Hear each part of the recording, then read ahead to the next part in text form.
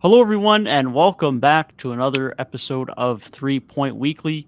And finally, the NBA season is upon us as we're recording this on Wednesday night.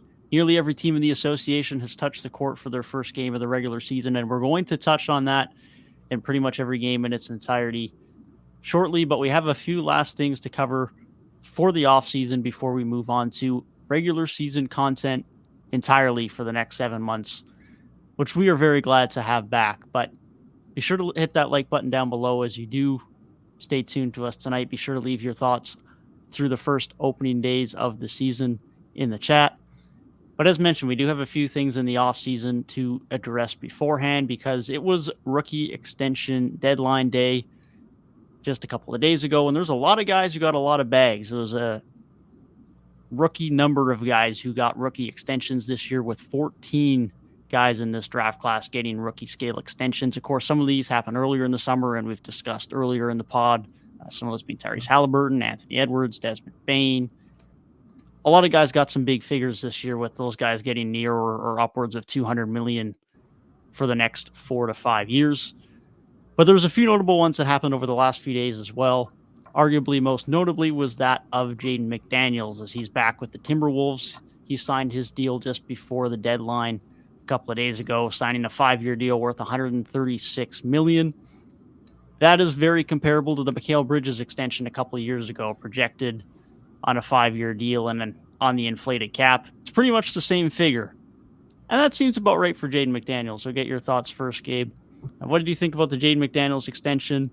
And in turn, it leads to a bigger question of what are the Timberwolves doing beyond this year, because they now got 4 guys that are getting paid. Yeah, I thought it was a really good deal for him for what he provides for them. You have to kind of frame this through the fact that they're a more small market team. Their guys that they already have on the roster are innately going to have more value to them because they're not a big free agent destination. So you think of that, and you think of Jaden McDaniels, who's probably their second most important young piece alongside Anthony Edwards. That's a guy who you got to keep around. That's a guy who, where other guys on the team like Mike Conley, Rudy Gobert, guys like that, throughout Anthony Edwards' prime, those guys are going to fall off. Who do you actually know that you can keep around throughout this entire Anthony Edwards era? And one of those main guys was Jaden McDaniels. Not only like just for his youth, but like what he does on the defensive side of the ball. As a guy to have as a running mate with Anthony Edwards, a guy who can be your star scorer, has some two-way ability, very dynamic player, but just that guy who like can really get some of that dirty work done, defend the other team's best player, be just a really solid running mate. That's a guy who you want. And I think the price tag they got him for was really solid. When you look at that, I think it's what, like 27-ish mil a year. I think that's really good for him. Like, not like a max level type guy, not like an all-star type guy, but definitely much better than a role player, kind of like that high value starter, maybe even a little bit better than that. Like maybe a tier, maybe at the worst 2 tiers below an all-star type player. So for a guy of that caliber to keep for 27 mil and to lock down for basically half a decade as you go toward this Anthony Edwards era, I think it was a great deal. Now, as far as what it means for them moving forward as we get into the far future, I'm really not sure. The direction of this franchise long term, there's still some weird things to just think about there with like Cat, Gobert, the new CBA with the second apron. We don't really know how that's going to play out for them. And I think most people think it's going to lead to them losing Cat. But I think what they're really worried about is the short term for right now, but also knowing that at least some of those guys are going to be there long term. I like the point that you made about them being a smaller market. You kind of got to pay your guys, but he's somebody that's worthy of that money, man. He's somebody that's just been kind of under the radar, kind of similar to like Devin Vassell's contract. How people probably saw that and like, damn, Devin Vassell. Like most people might not even be familiar like with him as a basketball player. McDaniels, I think he's been a little more elevated because the Timberwolves have been good, but still, people probably saw that number like, damn, that seems like a lot of money. It's really not when you get into the fact that the cap continues to rise. And he's somebody that's 23 years old, has gotten better and better each season of his NBA career so far, is one of the premier defenders on the wing in the NBA. And like you said, Gabe, he's so important to this team's not only future, but their now as well. And he's somebody that I think we all expect that he can take a nice offensive leap this season as well. So I didn't have any like troubles with the money or anything. I mean, when you like factor in like Cam Johnson's making around the same amount of money, it's kind of similar to the Mikal Bridges contract. It's a more than a fine number for him. I'm glad he got his back. He definitely deserves it because, like I said, he's just somebody that continues to grow as a basketball player. And him next to Anthony Edwards for the next, half decade or however long these guys end up playing together is definitely going to be a fun watch because those are two guys that have continued to get better and better over the course of their young careers. So, the Timberwolves did a good job keeping their guy because he was somebody that was going to be highly sought after if he did hit the market, even if it was as a restricted guy. So it's good that they were able to lock him up for the next 5 years. Yeah, definitely was good to lock him up. Like you guys alluded to, I mean, he's just one of the best wing defenders in the NBA, and those guys don't grow on trees. Those are things that you have to secure and make sure stay a part of your organization for as long as possible. And you're going to have to pay to keep them, and they did have to pay to keep them, but it's certainly worth it. You alluded to the offensive upside that's still there. I think that's still certainly a possibility. We see a little bit more of that on-ball creation from him towards the end of last season.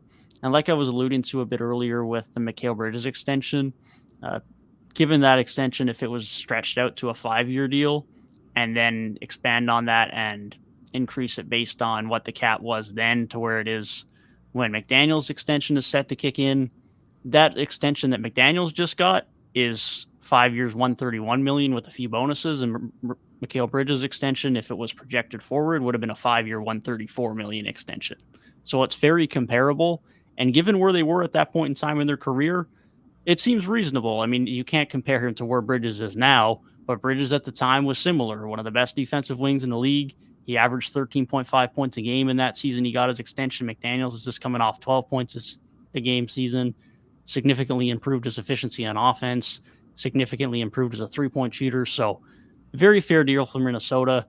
You're going to need that premier wing guy. Whether he becomes a really great offensive player or just a fine offensive player, you still got yourself an elite wing defender, and I think that of itself is going to be very valuable, regardless of what we see from that offensive development.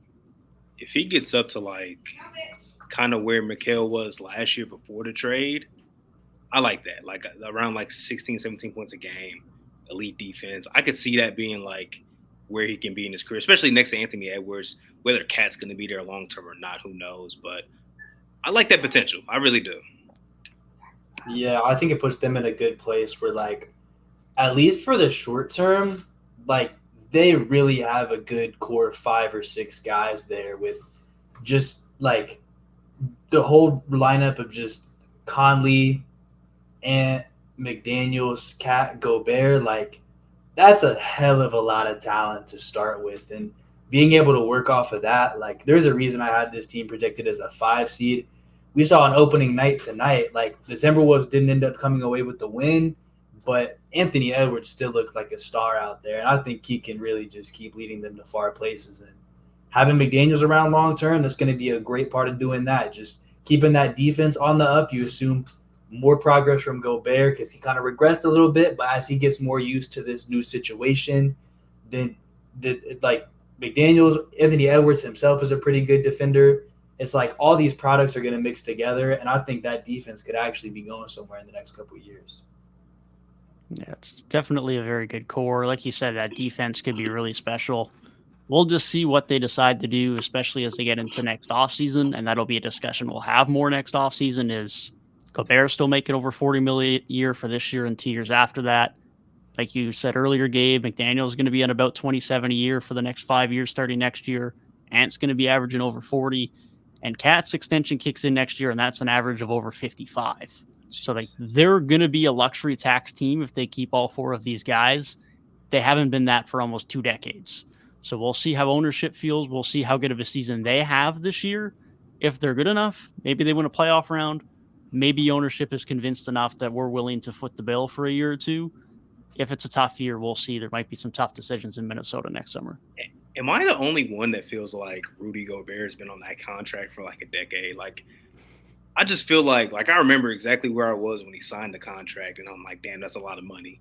And he still has like a couple years. That's just like insane to me to think about. That they're pretty much tied to this contract for a while still. When a contract's bad, I think it definitely feels a little bit longer. Like, feels like it's stretching. Bro, those like 2016 bags that people got, like I swear, like Luol Deng was getting paid by the Lakers for like 8 years. He Like just stopped getting paid like a year ago. like or like John Wall's like really bad contract that they didn't think was bad at the time because it wasn't, but then obviously he just fell off a cliff so quickly. I feel like he was on that contract as like a bad 40 million year type player forever. Chris Paul, Westbrook, these players, I feel like these contracts just like he's still making 40 mil. He hasn't been in his prime since like 2017. At least There's a Rudy few got really bad some ones. depoys out of it, like still, but I just feel like he's been on that deal for like 7 years. But Rudy was pretty solid tonight. Like, just I mean, it's game one, so it's an overreaction. But like, just as far as doing what Rudy does, is just being a good rim protector. Like, he was definitely yeah, doing a lot of shot affecting at the rim tonight. he's by no means a bad center. Like, still affects the game defensively. It's just like where he was just like 2 years ago. He's not even really close to that player anymore. It's not that he's bad, but when you factor in the contract, what they gave up to get him, and his production, that's why it looks so bad, and everybody calls it the worst trade ever. He So should it's be just better. I feel like he should be better he because should. he was having to carry the load. And I know like the scheme was more tailored to his skill set, but even still, like it should be easier for him to excel in his role because he isn't doing everything. Like there's better perimeter defenders around you. Like there's at least two good perimeter defenders on the court when talking about just Ant and Jaden McDaniels. So it's like when you're not getting free blow-bys going directly towards you, like it should allow you to save some energy and really like be able to excel when your opportunity comes. So I don't know what caused him to regress. I guess maybe the scheme was just that much in his favor. But like you said, he's still far from poor. Very far from poor. Yeah, but just overpaid. We'll see how it goes. I want to ask you guys about a contract that we got it listed down. And it's just interesting to me because when we talked about sixth man of the year, nobody mentioned him. And this is on Devin's like second favorite team.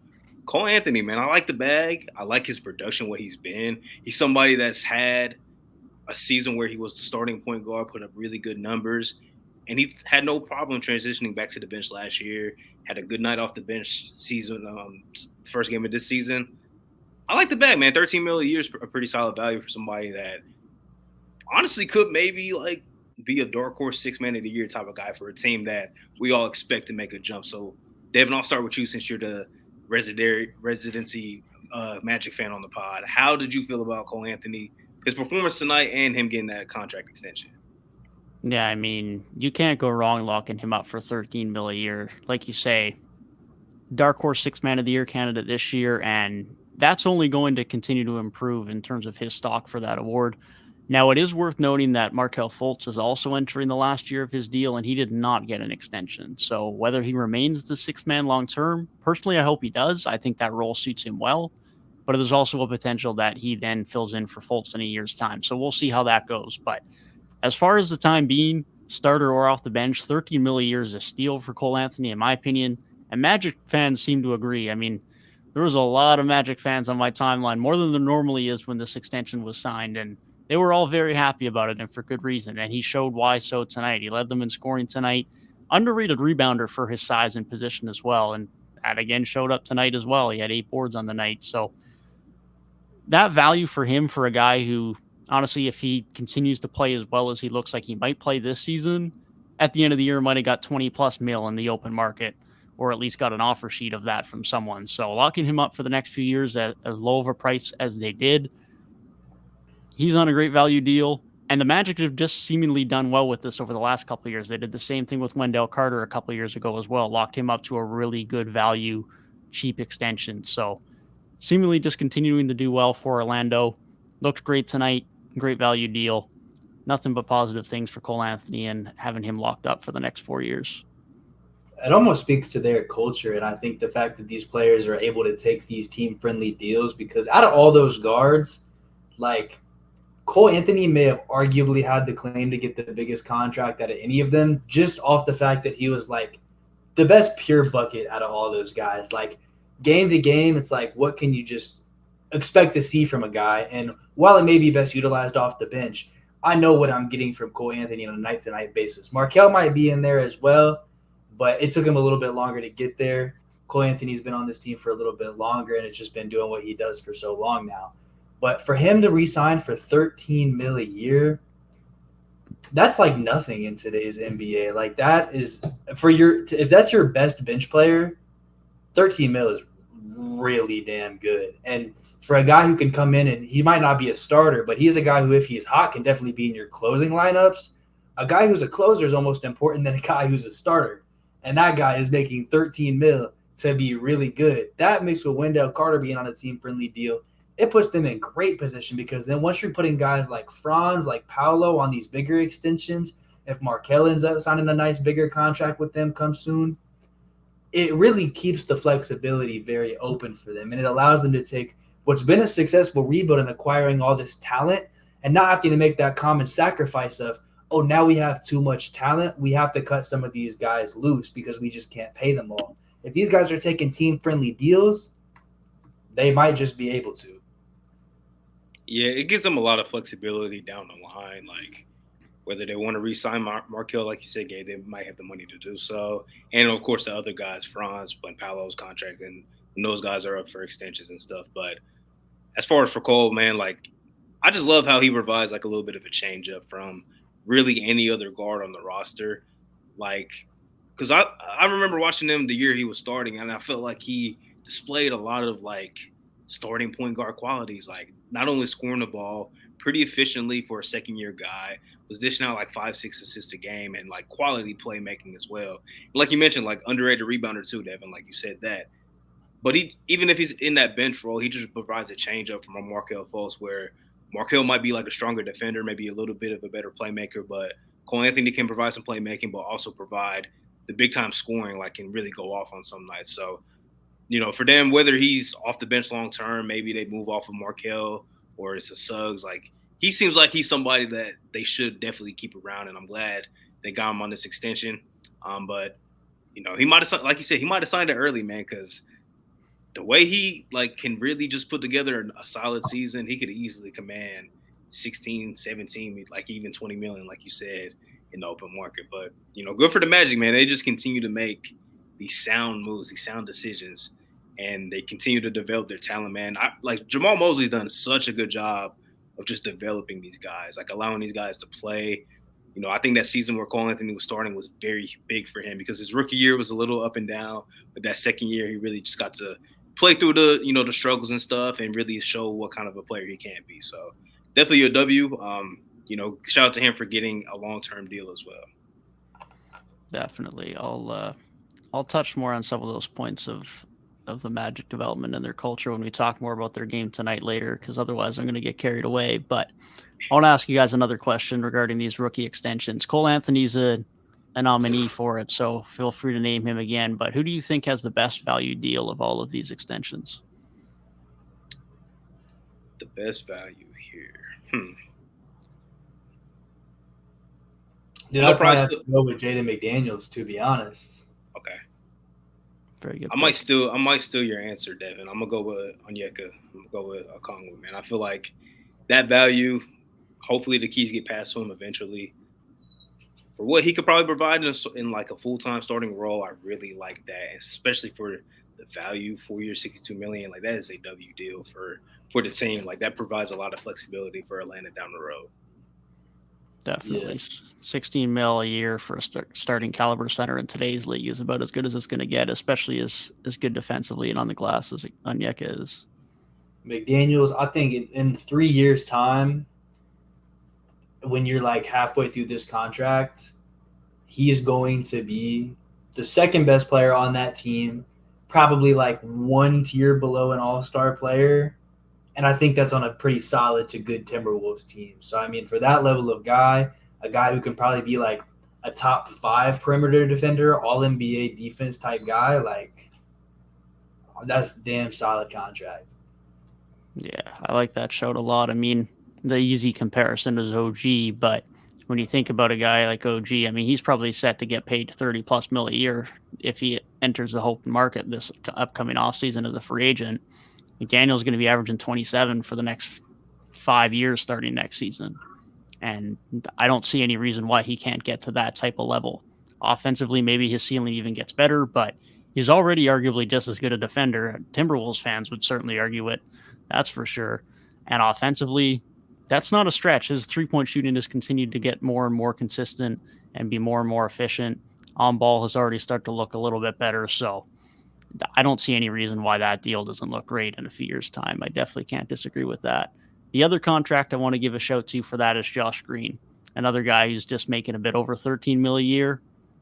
And it's a wing who can play both sides of the ball who's making a bit over $13 million a year. I mean, that's a rarity in today's league. Shot over 50% from the field and 40% from three last year. Bit of a small wing. He's ideally probably playing some time at the two more than he is at the three, but it's a Mavericks team who is, of course, suffering from a lack of wing depth, as they have been, specifically since they traded Dorian Finney-Smith. But very valuable player, good defender, good three-point shooter.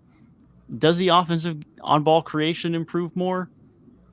Maybe, maybe not. But even if it doesn't, he's such a good perimeter shooter and spacer. His cutting's good. His defense is good.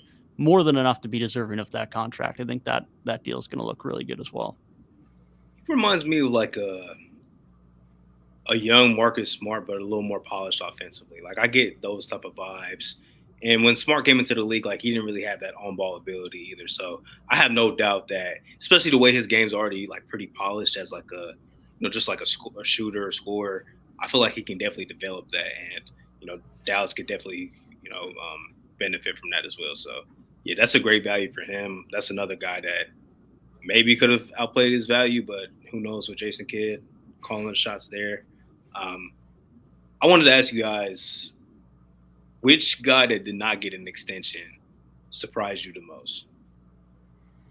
Like, surprised that they didn't get the extension? Surprised that they did not get it.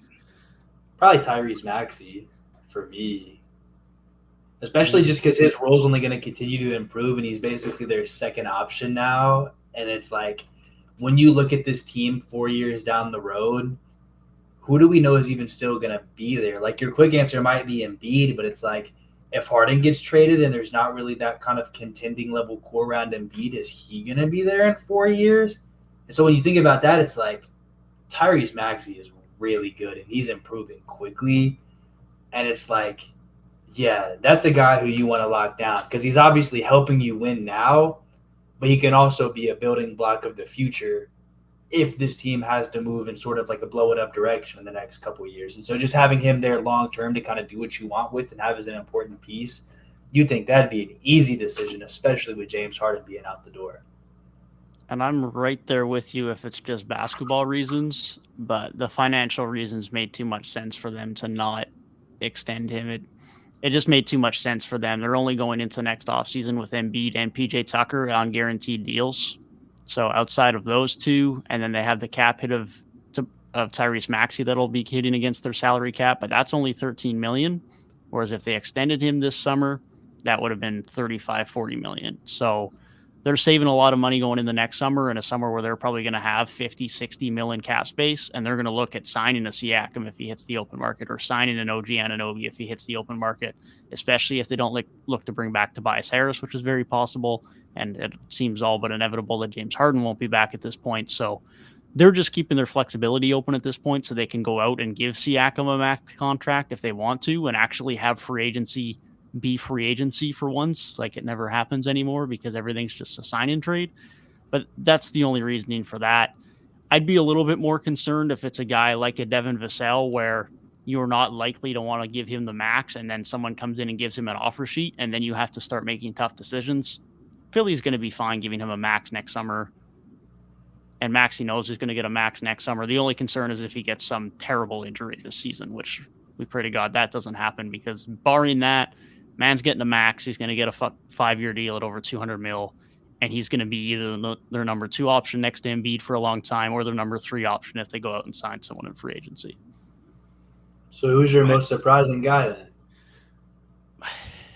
I honestly think everyone got extended that should have been extended, and probably even more so than that. I mean, there's a reason why it was a record high for number of guys that were extended this year. I mean, Denny Avdija, I wasn't sure was going to get extended. He did. Aaron Nesmith's only had 1 year with the Pacers and really his first decent season on his rookie deal, and he got extended, which was surprising. Zeke Nagy barely had a role last year, got extended. Peyton Pritchard didn't have much of a role last year, got extended. And when you look at the most notable guys who didn't get extended, Emmanuel Quickley is the other guy who comes to mind, but the Knicks have already got money out to Brunson, Randall, Barrett, Hartenstein, Hart, DiVincenzo. Like, they've got a lot of money committed already, and Quickley wants a lot of money, and deservedly so, because he's going to get 20 plus, 25 plus from someone else if the Knicks aren't willing to give it to him. Outside of that, Isaac Okoro just got played out of the rotation in the postseason, and now Max Strus is in town. Obi Toppin's with the new team. Sadiq Bey just got traded at the deadline last year. James Wiseman, we know what the deal's been with him. You're not going to get an extension out of him. And Achua didn't look great last year either. So the only guy that I really could have seen getting an extension outside of the guys that did is Patrick Williams. But we also seen reports of him wanting very large sums of money, supposedly, as he was going into an extension. The report was from his camp that he wanted an annual figure that started with the 2 and it was not 20. And I don't know if he was going to get that this summer. It might have been close, but I don't know if he was going to quite get that. Now, maybe he has a nice breakout season offensively.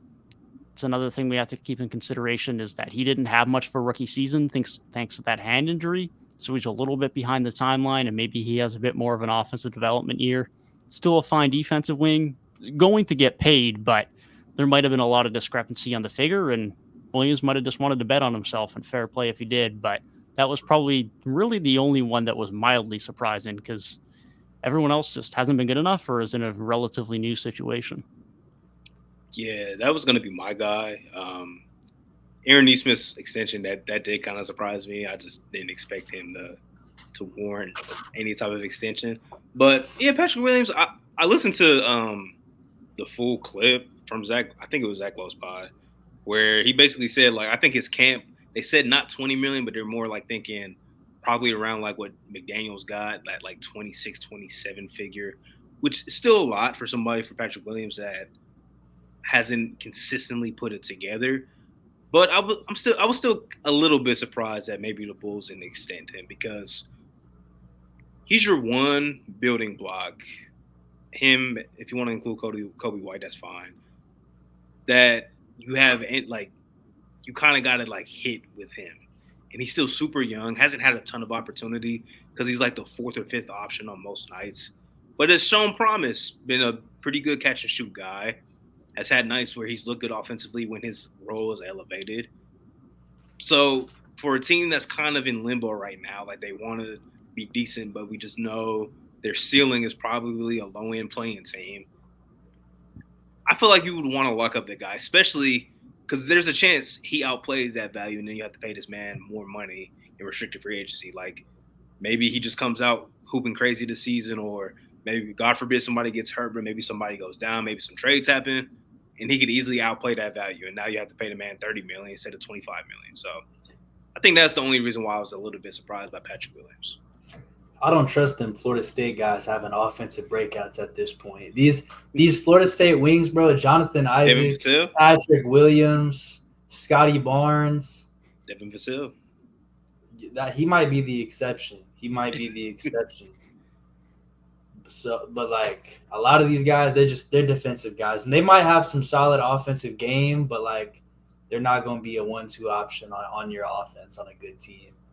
So I don't know if he's going to take that extra step. The Bulls are just so directionless to where it's like, if you're extending a guy like that, like what is your long-term goal? Because are you just going to have him here on like a 5-year big deal while you're still running with like this like DeRozan, Vucevic, Levine thing? And it's like, what is our timeline? Like, what are we going towards? They're just Vucevic. Like, I feel horrible for like Bulls fans. I know the Vucevic extension is like movable, so I mean it is like what it is. Who's trading Vucevic though? Every contract is traded. Bro, we just saw Yusuf Nurkic get traded and look immediately way tradable, but for value sakes, like they probably give up assets to get rid of Vooch. Yeah, or it's like you trade Vooch and you get salary filler. Yes. You just get guys on expirings, and that's about it. Nurk got a team DeAndre Ayton, bro. Anything is possible. I guess you're not wrong. You're not wrong there, Gabe, but I don't know. I would just feel a little more comfortable if I was a Bulls fan. Like, at least we got Patrick Williams locked up for a decent value. But he's probably going to command more as a restricted free agent because some team will probably have the money. And they'll be like, man, he's like, 22, 23. We could throw a bag at him. We can. He should go somewhere else. He should really go somewhere else because what they're trying to run with, that timeline is too old to maximize him. But if they try to rebuild now, he's almost about to be too old for that timeline. He's in this in-between space. So, I would really rather him go to a new situation where he can contribute with, players of his age. Yeah, it would make way more sense. I was just going to make the same point. It's even if they decide to rebuild, bro's going to have a year or two left in his deal by the time they're, somewhat kind of relevant again. He's just in the middle at this point, so maybe we get a sign and trade next summer. Who knows? But knowing the Bulls, they'll probably pay him and just stay in limbo. I saw something they would think about giving DeMar an extension. The Bulls is crazy. That front office has too much pride. I think that's the best way to kind of explain it to them. DeMar needs to go to Miami. They need offensive production desperately. Not going to solve the spacing. But at least it'll be some offense out there. Maybe Brooklyn. DeMar and Brooklyn. Hey, hear me out.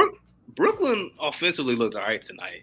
Mainly Cam Thomas, but offensively, it looked all right, man. Ben Simmons looked pretty solid. He was on double watch. It was all right without points. Is he back? Is Ben Simmons back? Bro, Ben looked all right, man. He was getting into the lane. He was kicking. He looked all right. He missed a couple bunnies, but he's just getting back. He looked cool, man. Was bored in. I think he had 9 tennis. He played really, really good tonight, man. Hey, Jay is somewhere smiling right now after that Ben Simmons game. Hey, I never gave up on Ben, man. I'm glad he looked he actually looked healthy. That back injury was no BS. You can't fake surgery. He looked actually healthy for the first time in a long time, and actually in a real NBA game. Preseason he looked solid, but he looked very solid tonight. And I don't know, a lot of the Nets' potential success relies on Ben Simmons. So I was glad to see he played really well, even though they ended up losing the game. They were in it until the end. They played well.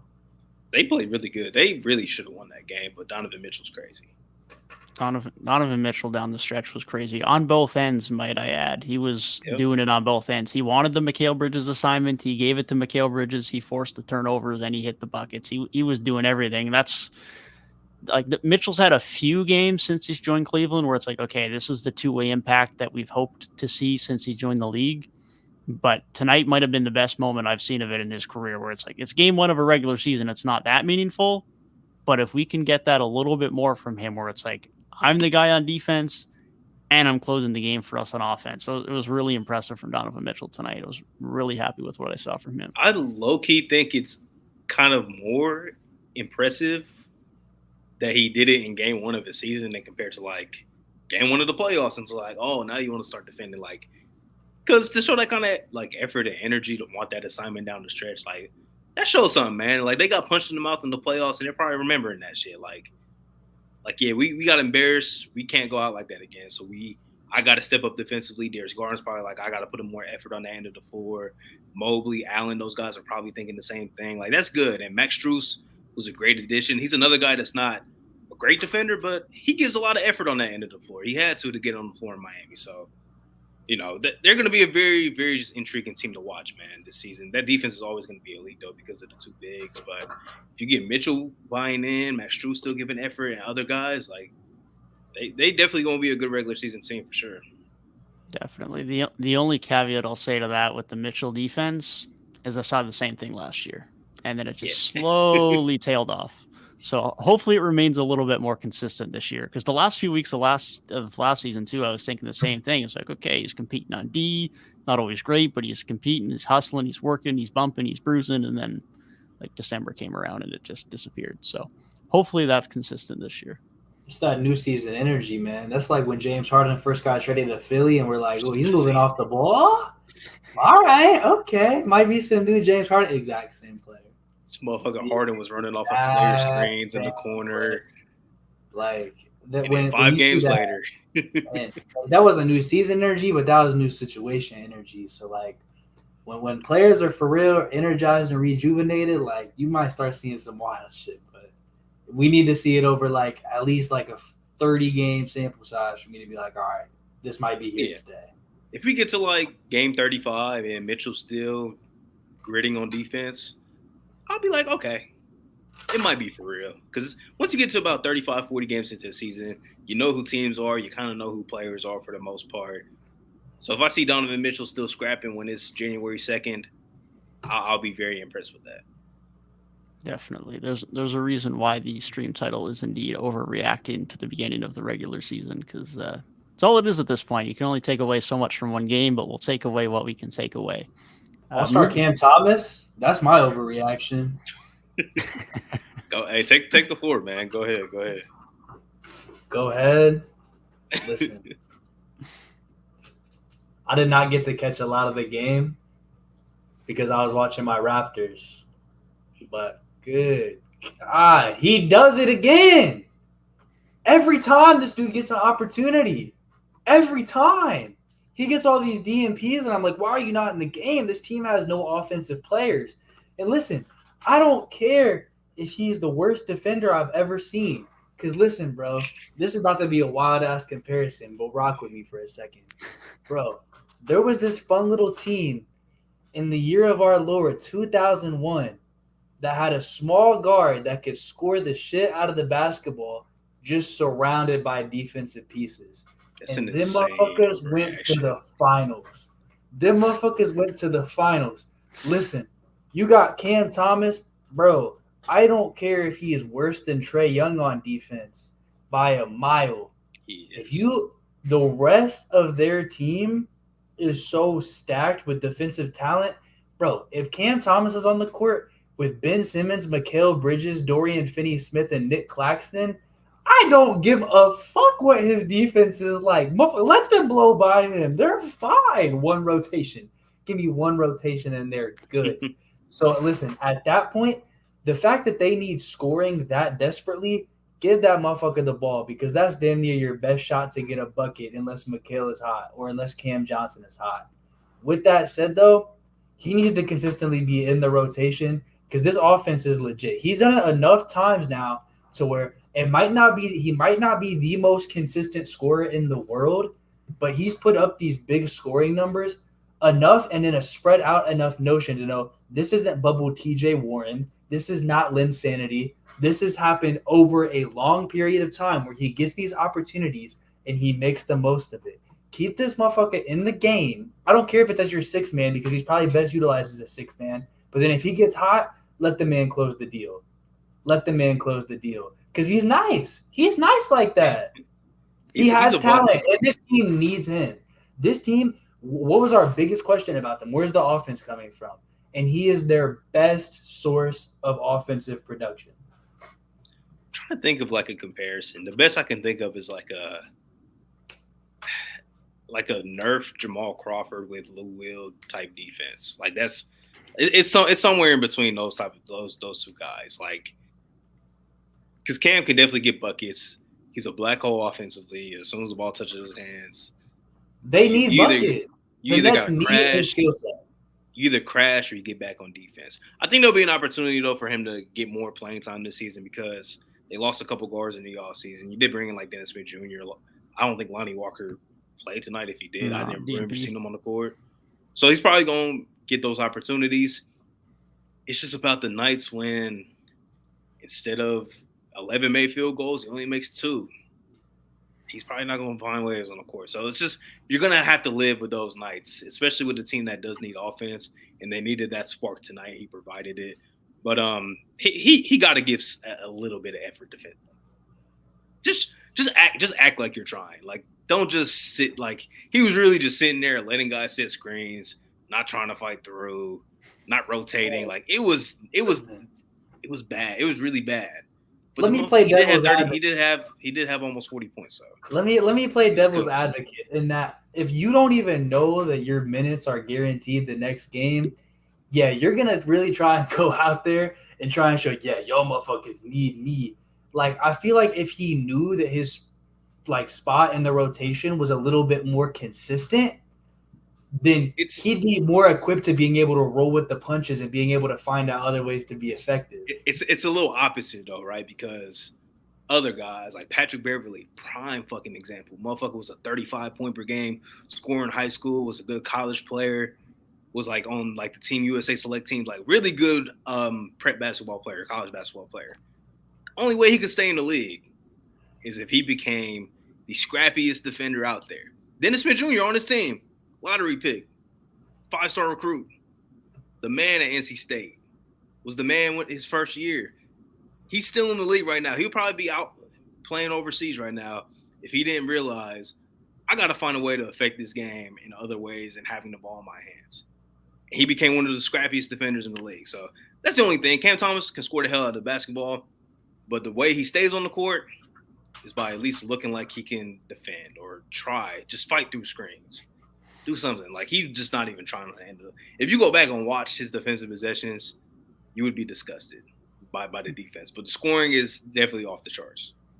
Yeah, I mean that's the key for him at this point because, like you were saying, Reek, I mean, some nights he's going to keep you in some games, but some nights he's just going to shoot you out of games, and that's where that role is going to become more inconsistent because if Buddy starts 1 for 7 and he's doing nothing else, he might get yanked with only 8 minutes of playing time, and he might not see the court again, and then he might get a DNP, and then the role's inconsistent. But if he can shoot 1 of 7 and actually do something else for you, he might have a bit of a shot of staying in. Now, this year, he probably has a better chance regardless because, like we were saying, especially if Lonnie Walker's not in the rotation, they have zero shot creation off their bench. I mean, the other guys off their bench tonight were Dennis Smith Jr., Royce O'Neal, Dorian Finney-Smith, and Day'Ron Sharpe. Dennis Smith will create a little bit for you. I mean, he was 2 of 3 from 3 tonight, but I'm not exactly relying on Dennis Smith Jr. at this point in time on creating a bunch of offense for you, for hitting pull-up shots from the perimeter. I mean, that's just not where he lies his cap at this point in time. It's not his strength. Good rebounder, athletic, can get downhill, good defender. I'm not relying on anything else from him. Cam Thomas is their guy for that, but need the consistency or a little bit more so he stays in the rotation because, like, tonight it was fine. But on other nights, if he's 2 of 15, then, like, Bridges only took 12 shots tonight. Cam Johnson only took 10 shots tonight. Dinwiddie only took 3, which is fine when they're in games and Thomas is hitting shots, but I don't know if that's a recipe for success the entire season if those quote-unquote 3 main guys in their starting lineup offensively are combining for like 25 shots and Cam Thomas took 21. It's a bit of an interesting balance, so we'll see how that progresses. That's what a spark plug does, bro. I'm saying if he's that classic 6-man archetype, come in, get you a bucket. If he's getting buckets, keep him in, feed the hot hand. If he is not, all right, he's a bench player anyways. Time to put the starters back in. The difference between I can't see the DMPs, bro. I cannot see it. This team needs offense too bad to see the DMPs. I think that's the one difference. Like, he has to kind of grow into, like, one, buying into, like, just being that guy off the bench, like a Lou Will, Jamal Crawford, the Jason Terrys of the world. Think about those guys. They were closing games because, yeah, they were bench guys. They might not have been the strongest defenders, but they were consistent as hell off that bench. Like, you knew what you were getting from Lou every night. You knew what you were getting from Jamal Crawford every night, Jason Terry every night. You know, I'm not even going to say Ginobili because he should have been starting all them years he was coming off the bench. But you knew what you were getting from those star guys, those, like, star bench players. You knew exactly what you were getting from them. So he needs to grow into that. And I think if the opportunity is consistently there, if he can show he can score the ball, if he's not a cone on defense every single night, hopefully he sees that and he's like, I got to be better there. I like the potential. I like the potential of what he can provide for them off the bench for a team that's going to need scoring. Like, they scored the ball well tonight. I think they look good offensively all around for the most part of the game. But as the season goes on, we know they're going to struggle to put the ball in the bucket because they just don't have that level of offensive creation on that team. So he's going to have to be that guy. So the opportunity is there. He just has to seize the moment for real. Definitely. Even things as small as, like, if he has a 5 for 15 game and he's still in closing, like, you don't need to be the guy. Like, if you're not that guy tonight, don't make yourself be the guy. And right now I feel like he does if he's on the court, just whenever he touches it. But it's like, If it's not your night, like let Bridges do that. Let Cam Johnson do that. Let Dinwiddie do that. Like no one of their guys, other than Bridges, if he really continues to score at a rapid pace, none of their guys are really good enough to say night in, night out, I'm the guy, I'm closing this game. It should be more often than not, who's got the hot hand? One night it might be Cam, one night it might be McHale, one night it might be Cam Johnson, might be Dinwiddie. How maybe Ben Simmons has just got a great matchup and he's just getting downhill night in, night out. It's just got to be a night-to-night thing for them more often than not. And that's probably the biggest thing for Cam Thomas, like you say, consistency. And then it doesn't always have to be him. When you're on, but if you're not, just scale it back just a little bit. Like even just on the other side of the court tonight was a great example of the flip side of that. When a guy off the bench who's a scorer wasn't having a great night. I mean, Karis LeVert only shot 4-17 tonight, but still stayed in the rotation, still playmates relatively well, still fights on the defensive end. Like he's offering you something. Bad shooting night, and it was almost bad enough to shoot them out of it because they just barely won it, but at least he offered something else. That's just a little next step he still needs to get to. And I mean, he's still absurdly young. He's still got tons of time and opportunity to get there, but the offensive talent is absurd. It's definitely absurd. Give my guy Cam Thomas a chance. That's all I'm gonna say. That's my closeout on Brooklyn, bros. Give Cam a chance. You always got your Brooklyn like monologues ready for us, man. Like last year, you had like the 30-minute straight ramble about Brooklyn. Like it might be love, it might be hate. I think that what's the word? Brooklyn is a team that enthralls me, man. You're a believer, low key. Like you had them ranked highest in the standings out of the three of us. Last year, you kind of saw the turnaround coming before it was really there. Like you were kind of like they won a few games in a row. You're like Brooklyn, I'm telling you, they're a very enthralling franchise, bro. Like the past 6 years, not 6, but a little bit less than that. But like from like literal laughing stock of the league to this surprisingly fun team with D'Lo to they just bought in for every star player that was available to actually this is going horribly. This team is a laughing stock again. To wait, this team might be a really fun league pass team. There's always something compelling about the Brooklyn Nets since like 2017-ish. Yeah, on or off the court, they've definitely kept things interesting the last half a decade or so. That's for sure. No doubt about that. Definitely. I'm gonna have to rewatch that Pistons game because they were like down by like 20 when I checked. And they came back. I kind of tuned out to that one too, and then I literally saw it on the last possession. I saw it was a 1-point game. I was like, "What the heck going on in this game?" That's what I saw. Is Cade, I'm back. Yeah, that's a hell of a performance against Miami's defense in your first game back. Like you said, Rico, I'll have to watch that one back too. But that's from a pure stat line standpoint, that's an absurd game to have in your first game back.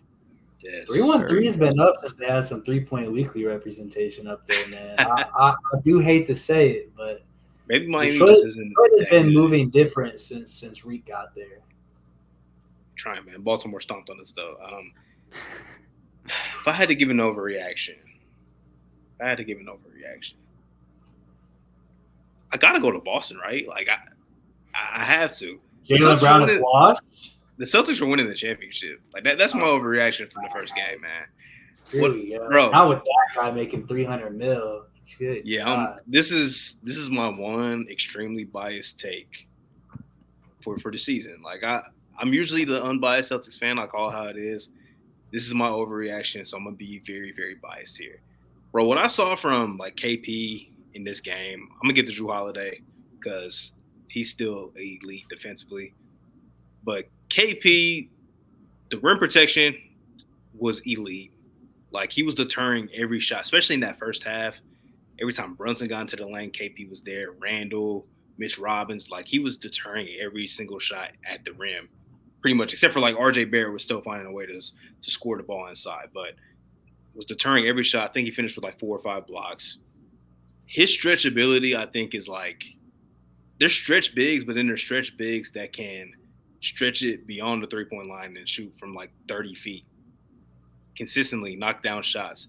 And the open lanes that I saw Tatum having, Drew Holiday, Derek White, Jaylen Brown, like I don't think I've really seen that like with these guys on the team, especially Tatum and Brown.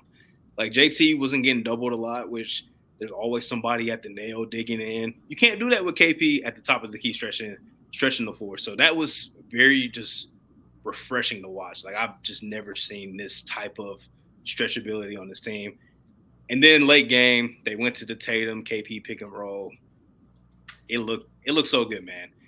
There was, I think it was the same possession. There was one KP was open. Hartenstein just kicked the ball, so it reset the clock and everything. But then the very next, they got the ball on the inbounds play. Same action. KP got a wide open shot, knocked it down, pretty much iced the game. The defense looked elite. Like this is like the Celtics defense that we saw when they made it to the finals. You got Derek White, Drew Holiday, Brown on ball. Tatum is ascending to one of the elite two-way players in the league if he's not already there. And then KP, Al Horford can still provide on the defensive side. Like the top six on this team is just so damn good. It's so damn good. Drew Holiday still just finds a way to just stay in front. His hands are lethal. He made a lot of key deflections down the stretch. Man, this team's going to be a handful, man. It's just health is the key thing and just kind of getting that continuity, man, because I felt like there were times in the game where they would make that nice run. They would get up like 9, 10 points, but then the Knicks would just come back because, bad decision here, just maybe a cluttered offensive possession. As time goes on, I'm going to see that offense really shaping up because I feel like the offense wasn't great tonight. They started out shooting well, but once the shooting cooled off, you saw maybe a little bit of that chemistry that needs to get worked out. But the defense looked elite from day one. So this team's going to be a handful for anybody in the league to contend with. And that's my overreaction, man. This is the championship team this season. Yeah, it's biased as hell. I can't even lie. After that game, let me see the Bucks play first, bro. Let me see the Bucks play first. If there's an overreaction on like who's winning the championship, it's like Nuggets repeat because I was thinking Denver too. They made it look easy. They made it look easy. Bro, Jokic is just like you really watch him and you're just like how is he just getting to a spot every time, just finding the right player on a cut, cross court every time, like rarely makes just a poor decision. Like he's just one of the smartest basketball players like we've ever seen, man. It's insane. They're a well-oiled machine. That offense, that spread, like they find a way to get it done. No matter whose hands the ball is in, I'm like, yeah, that's probably a made shot. Like I think KCP was one of their biggest scorers that first game, and it's like he's not even one of the top 3 guys you think of when it comes time to get buckets on that team. So it's like Christian Brown made some key finishes in the paint. Yeah. Hey, I was cooking on that Lakers at 6 take too with that LeBron minutes restriction shit. Like, bro, the SUVs are really about to pull up because what do you mean? I'm not saying it's because of an injury. I'm just saying if he's playing less minutes, it's probably going to mean they like lose some more games. Aren't you the same guy that was like very just nailing the point where they were better when Braun was out back half of last season? That's because LeBron was playing like shit because his foot was hurt. Okay. He didn't play that good. He was all right yesterday. But yeah, he was pretty good. He didn't get the minutes. He had more bursts. Yeah. He was getting to the rack easier. He wasn't shooting the worst 3-point shots I've ever seen in my entire life. That's why I was down on LeBron was because he was shooting like literally the team would be on a 10-0 run and he'd pull up. That was the foot. That was definitely the foot. He's like, I don't even want to get downhill, but I know everybody's looking for me to make a play, so I'm gonna just pull this bitch. Bro, the fuck you threes were actually I felt that shit personally. It was fuck me. Like, damn. Now I was thinking about Denver too, but I had to talk my shit about the Celtics, man, because a lot of the stuff that they lacked last season, especially down to stretching games. Like there were a lot of games last year where it was just so stagnant. It was just Tatum ISO, Brown ISO, the Tatum Brown pick and roll, which never works. This was refreshing because down the stretch, like other than I think a Tatum turnover, which was just kind of a funky possession. It was really good. Like they came back, they were down 6, they had to come back. Like it was a very good way to start the season. Like it wasn't perfect, but a lot of just good stuff that you can see improving as the year goes on. Yeah, and the offense will inevitably get better and get a bit cleaner as the season goes on. I mean, like you say, you got Holiday and Porzingis as new pieces in the offense, so that's going to take some time. But the defense, that takes less time to adjust to, and that's there. So that's where it should be. The biggest thing I want to look forward to now with the Celtics team is, like, given it's only one game and given it was against one of the best teams in the conference, but do they trust the bench? Because tonight they clearly didn't. You had 3 starters who played 38 plus. You just paid Pritchard and he only played 11 minutes. No O'Shea Brissett, no Sweet Mihailuk, no Lamar Stevens, no Jordan Walsh. Like, it was very much a starter heavy game tonight. And again, it's on the road, game 1 against the Knicks. But we'll just monitor that as the next few weeks go on, because I don't know if I want those guys playing 38 plus the entire season, especially Porzingis. That's a little bit worrisome with his injury history. So we'll see how that goes over the next few weeks, and hopefully that adjusts a little bit more, because, like, you're a team in the Celtics position, you're better off taking a few extra losses and letting guys play 32 minutes a night, and instead of getting a few extra wins and playing 38 minutes a night. So that's the biggest thing for me to monitor at this point until we just get a little bit further into the season and see how that offense still looks, because it's naturally going to take a little bit more time for that to get as fluid as it can be. But as long as the defense looks good, because that's where they should be lying their cap, that's where they should be one of, if not the best team on that end in the league, then they're fine and they're going to keep winning games. Yeah, that's the best defenses, though. The Raptors are about to be a top 5 defense this year. Really, like I noticed the rotation too. Like I peeped like towards the end of the game. I'm like, damn, Brissett has not touched the floor. And then Mike Green said KP played 38 minutes. I'm like, that's not great. With it being opening night, national TV game, the Knicks are a good team. Okay, maybe it's incentive to start the season off on the right foot. But when it gets to like you're playing the Hornets or the Wizards or the Rockets on a Tuesday night, I would rather see give Mihailuk some minutes, man, because especially Sam Hauser's not hitting shots. Like he didn't hit a shot tonight. Give him some minutes, man. He looked good last season. Looked fine in the preseason. Same thing with Brissett, maybe Lamar Stevens too. Like just give these guys some minutes, see what you got, because you got to find who you can trust off that bench. It doesn't have to be 5 guys off the bench that you can trust, but you need a guy or two outside of the Horford or maybe the Derek White who's off the bench because of certain matchups. You need another guy or two that you can trust in when the stakes get higher. So, hopefully that's the thing. I just think Mazzulla went with guys that off the bench that he's seen play like in a regular season, with it being, I guess, first game of the year and stuff. But I want to see like Mihailuk play more. O'Shea Brissett, because I thought that was a really good signing. Like get those guys some minutes, especially if Sam Hauser's not hitting shots. Just get those guys on the floor. I promise you, he played for my team not very long ago. Mihailuk is not that guy, bro. Look, if you're talking about I want a guy who I can rely on, and that's valid, but he looked good just this past season. He looked good in Charlotte. Preseason, he was fine. And if Sam Hauser's not hitting shots, why not? Just give him a chance, give him an opportunity. Yeah, and I liked the signing before he joined Toronto too. There's definitely some amount of a player there. I don't know if I'd want to see him in the postseason, but regular season guy, give him 8-10 minutes on some nights. Let a few of the starters get a few extra minutes on the bench. It just seems worthwhile at this point for this team. It doesn't make sense to not give him a chance, especially like you say, if Hauser's not hitting anything. Yeah, I feel like to get another guy that's actually going to be relevant in a playoff rotation, or a guy who they can actually rely on off the bench consistently, that's going to take a trade deadline or buyout type acquisition.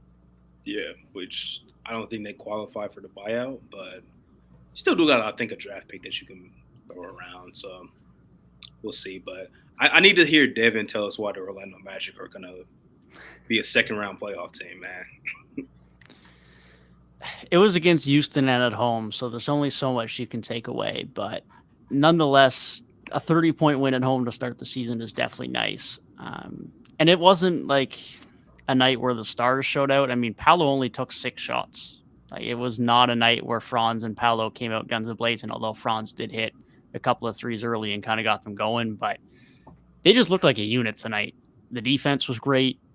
The playmaking and the ball movement was great.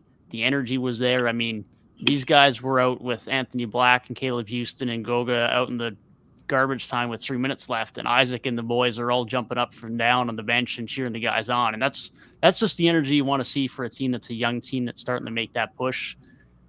Their depth is what really is interesting to me for them, because the bench has always been good. The stars are there with Franz and Paolo, but this bench looks very, very good this year. Cole Anthony, we talked about earlier.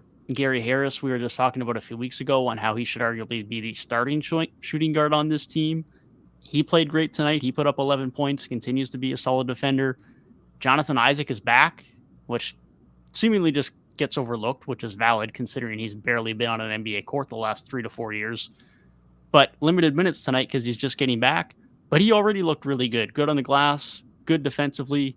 Had one really nice block, hit a three, which was really encouraging to see. Had a couple of nice drives and a couple of nice cuts. Joe Ingles is in town now as well. Those 4 guys off your bench, throw Mo Wagner into the equation as well, and you got yourself a really good bench.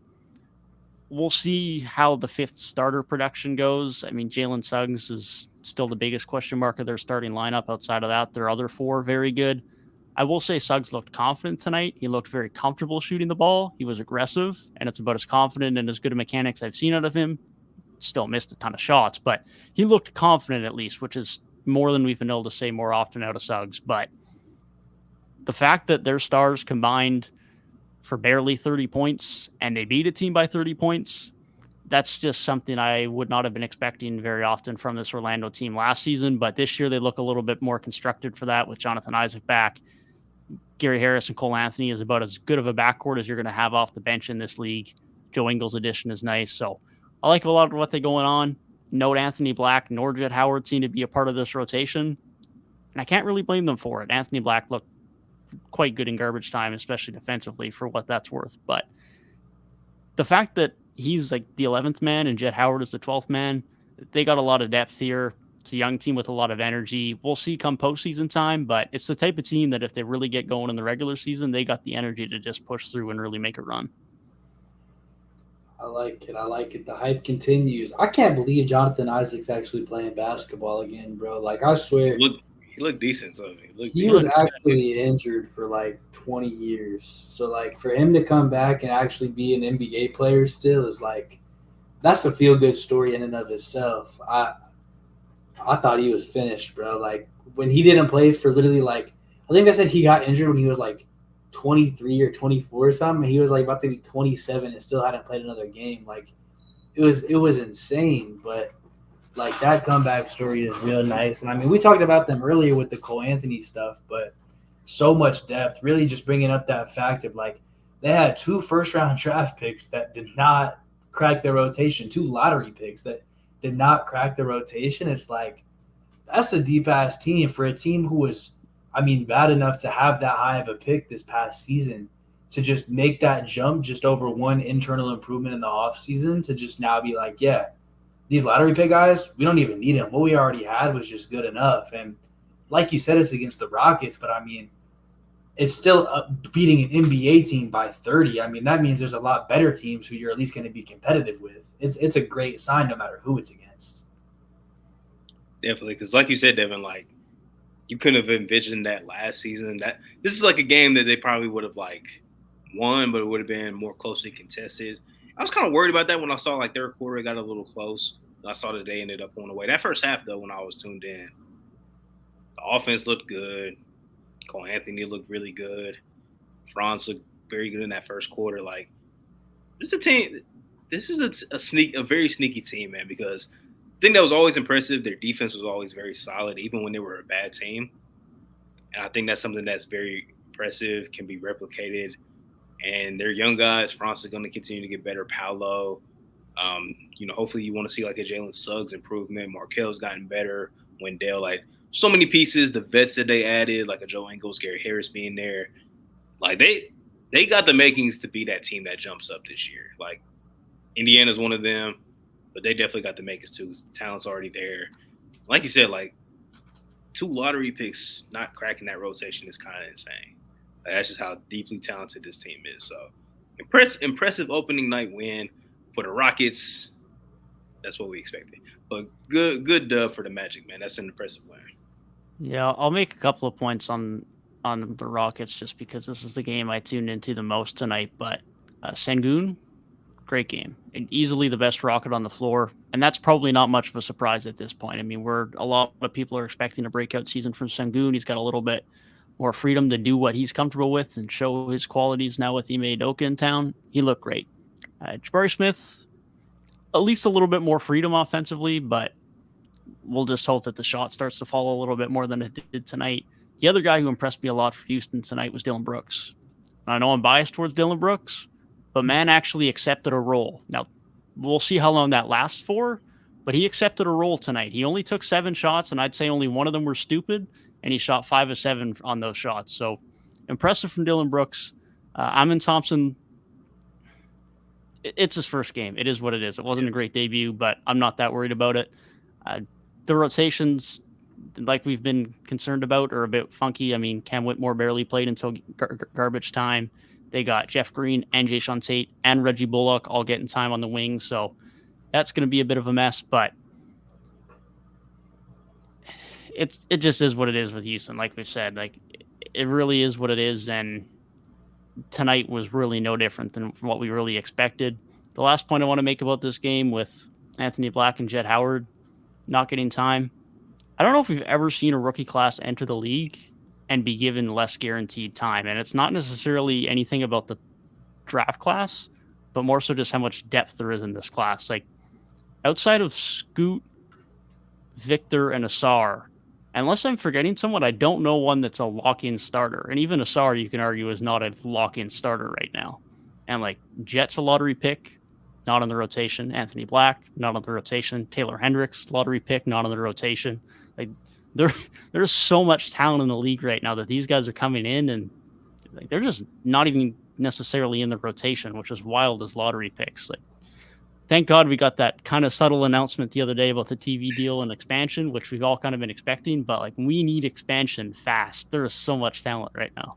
Yeah, that's the overreaction to the start of the season. Might be we need an expansion because you talk about like guys who, what was Jett Howard, like the 11th pick, the 12th pick, something like that? 11. And so, yeah, to be the 11th pick, I mean, guys who can be at that range, like dudes like Devin Booker, Donovan Mitchell, dudes of that caliber that are drafted after that, guys like Bam Adebayo and that like late lottery, like, and for those guys to not even be getting minutes, it's like, that just shows if one of those guys got the right opportunity, I mean, they could really be something special. And at this point, it's like that might have to be on a new team because you just think of how many like how many talented players are in this league, and versus like other sports leagues that might have a couple more teams because of expansion. Like the NBA needs it desperately. They haven't expanded since what, 2004?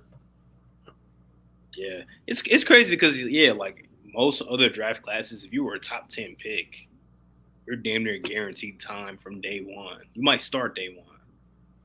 And maybe late lottery guys, you might not start because some of those teams are like borderline playoff teams that just missed out. But you'll probably still be in the rotation. But these days, it's like, yeah, I was trying to think earlier, like when you said Amin had kind of a rough game, I'm like, well, which rookie has stood out so far? And I couldn't really think of anybody. Brandon Miller looked decent tonight. Yeah. And again, he's like second overall pick and not starting, which is wild. But partly Steve Clifford, partly just the depth in this league. But he looked decent tonight. He hit a clutch 3 for them down the stretch to help them. But he was solid. And he closed. Asar had like 5 blocks. Asar looked really good defensively. Asar did look good defensively. Yeah. So bro, I'm not all I need from him right now. Mills' Bulls. Parlays. We talked about the Bulls earlier, Mills. You missed it, man. Mills' Bulls might be the worst team in the NBA, bro. I gotta be honest with you. They just got beat by a top 4 seed in the West. Nothing to be worried about. Man. Nah, they went out sad. Yeah, the Bulls are something for sure. They're definitely I'm about to rewatch that game. I was thinking earlier, Like, we talk about OKC, like, it's always Shea, Chet, Giddey, J-Dub. I feel like Lou Dort kind of gets, like, lost in that shuffle. Like, He still does. a very, very, very solid starter on the wing. Still a really good defender. Some nights can have a big night offensively. Like, he kind of, like, doesn't get talked about enough, and he's somebody that's been proven to be a quality NBA player. So, it was just a thought I had earlier on the way home from work. Yeah, he's an interesting one because, like you say, great defender. It's probably just a combination of two things, and that one, his shooting kind of fell off a little bit last year, especially compared to the year before where he took a bit of a step up. And two, at least until some of these guys like Giddey and J-Dub get on some new contracts in a few years' time, Dort's just always been that guy where it's like, if they're going to make a trade, it's got to be Dort because he's the only guy who's actually getting paid. I don't know if that's necessarily going to be the case at this point. I mean, maybe they'll make a trade eventually just because they have so many picks, but like Shea might be their number one and Chet might be their number two. They're not in a desperate spot for it. So we'll see how that goes. But yeah, no, Dort had a solid game tonight. Speaking of rookies, Cason Wallace was 5 of 5 tonight as well. He actually got some consistent minutes. He's probably another guy who's at least given rotational minutes. So that's nice to see. But yeah, I don't know, man. Chicago are in a weird spot, but OKC started off as about as good as I could have imagined for them. Shea's getting blanketed by Caruso or Javon Carter for a good chunk of the night, and man still dropped an absurdly efficient 31. So it's about as good as you can get from him. He's just 3-point line in. He's just like a tough guard, man. He's I like, you can see why people like rate him so highly. Still not about Devin Booker, but you can understand why people might think that highly of Shea, because elite offensive engine right there. Yeah, OKC looked very good. There's a team I need to talk about, though. Shout out Cason Wallace, because I was very iffy about that draft pick. Not his talent, but going to OKC. Yeah. There's one team that we have to talk about. And listen, this team is going to have a top 5 defense this season. Give it up, ladies and gentlemen. We the North. Ladies and gentlemen, the Happy Raptor, and it's not a bit. It's not a bit. The Raptors. This is peak overreaction, by the way. Overreacting from the start of the NBA season. Held the opposing team to 94 points? And that's a team with some offensive firepower, bro. Karl Anthony Towns, top offensive center in the league. Anthony Edwards, superstar in the making. Some very good stuff from them. But this defense, Scotty Barnes, he filled up the fucking stat sheet. Bro was on 5 for 5 watch. Didn't have the steals there, but bro, 5 blocks, 5 assists, 8 rebounds, 15 points. He's not going to have that offensive explosion that some people thought he was going to. I've kind of just come around on that. Like, he's just not going to end up being that guy. However, as far as just the all-around versatile defender, still more than solid, a good offensive player that's talent on that side, but just a really solid two-way guy. Love what he brought tonight. OG, just more of what I expected from him. Pascal, he didn't play great tonight, but he really came through in the clutch. And for a guy that perennially has been pretty unclutch, that was really good to see. And then World Cup MVP, Dennis motherfucking Schroeder. I must have been too harsh on you. Because, listen, one thing about the Raptors is that they had the great defense, but in a half-court offensive setting, that shit was not looking good, and we did not have a lot of shot makers. All right, we had some shot takers, but we didn't have a lot of shot makers. And Dennis Schroeder, while it might have only been one game, and we'll see how it keeps up, Dennis Schroeder was a big-time shot maker. Down the stretch, it was him and it was Pascal Siakam taking shots and making shots and closing out this game with Anthony Edwards coming at them on the other end. So I can't hate on that. I was like, why is he starting? Because apparently his floor spacing is the spacing that this team needed. Gary Trent Jr. was not doing a lot tonight. And when you think of that, it's like, oh, who's the Raptors floor spacer? Apparently, it's Dennis Schroeder. So all of a sudden, he becomes more valuable. Precious Achiuwa, great on the boards. Phenomenal on the boards. Phenomenal as a lob threat. He really was a presence in the paint. And only got 24 or so minutes. And he felt more impactful than Poto. The stat sheet might not show it, but just watching the game, he looked like a beast out there. I was very high on him. And it just goes to show that the Raptors, while they might not have the best top-end talent, their depth, they were able to cut Otto Porter and Thad Young out of the rotation. Guys who were, decent but not great, had some solid moments, but there's enough guys that are a little bit younger now to where they have a full rotation. So they impressed me. I was very critical of them all offseason, and I'm still not going to come out here and say they're going to be a contender. But that defense, they won the game off of just – they relied on transition a lot on offense, but what really decided this game in the end was just so many of these deflections. Minnesota would get on a good fast break. There's Scotty Barnes with a deflection right away. Raptors get the ball back. The end of the game, they tried to go for an entry pass. OG poked it away. Raptors get the ball, and now it's basically the dagger.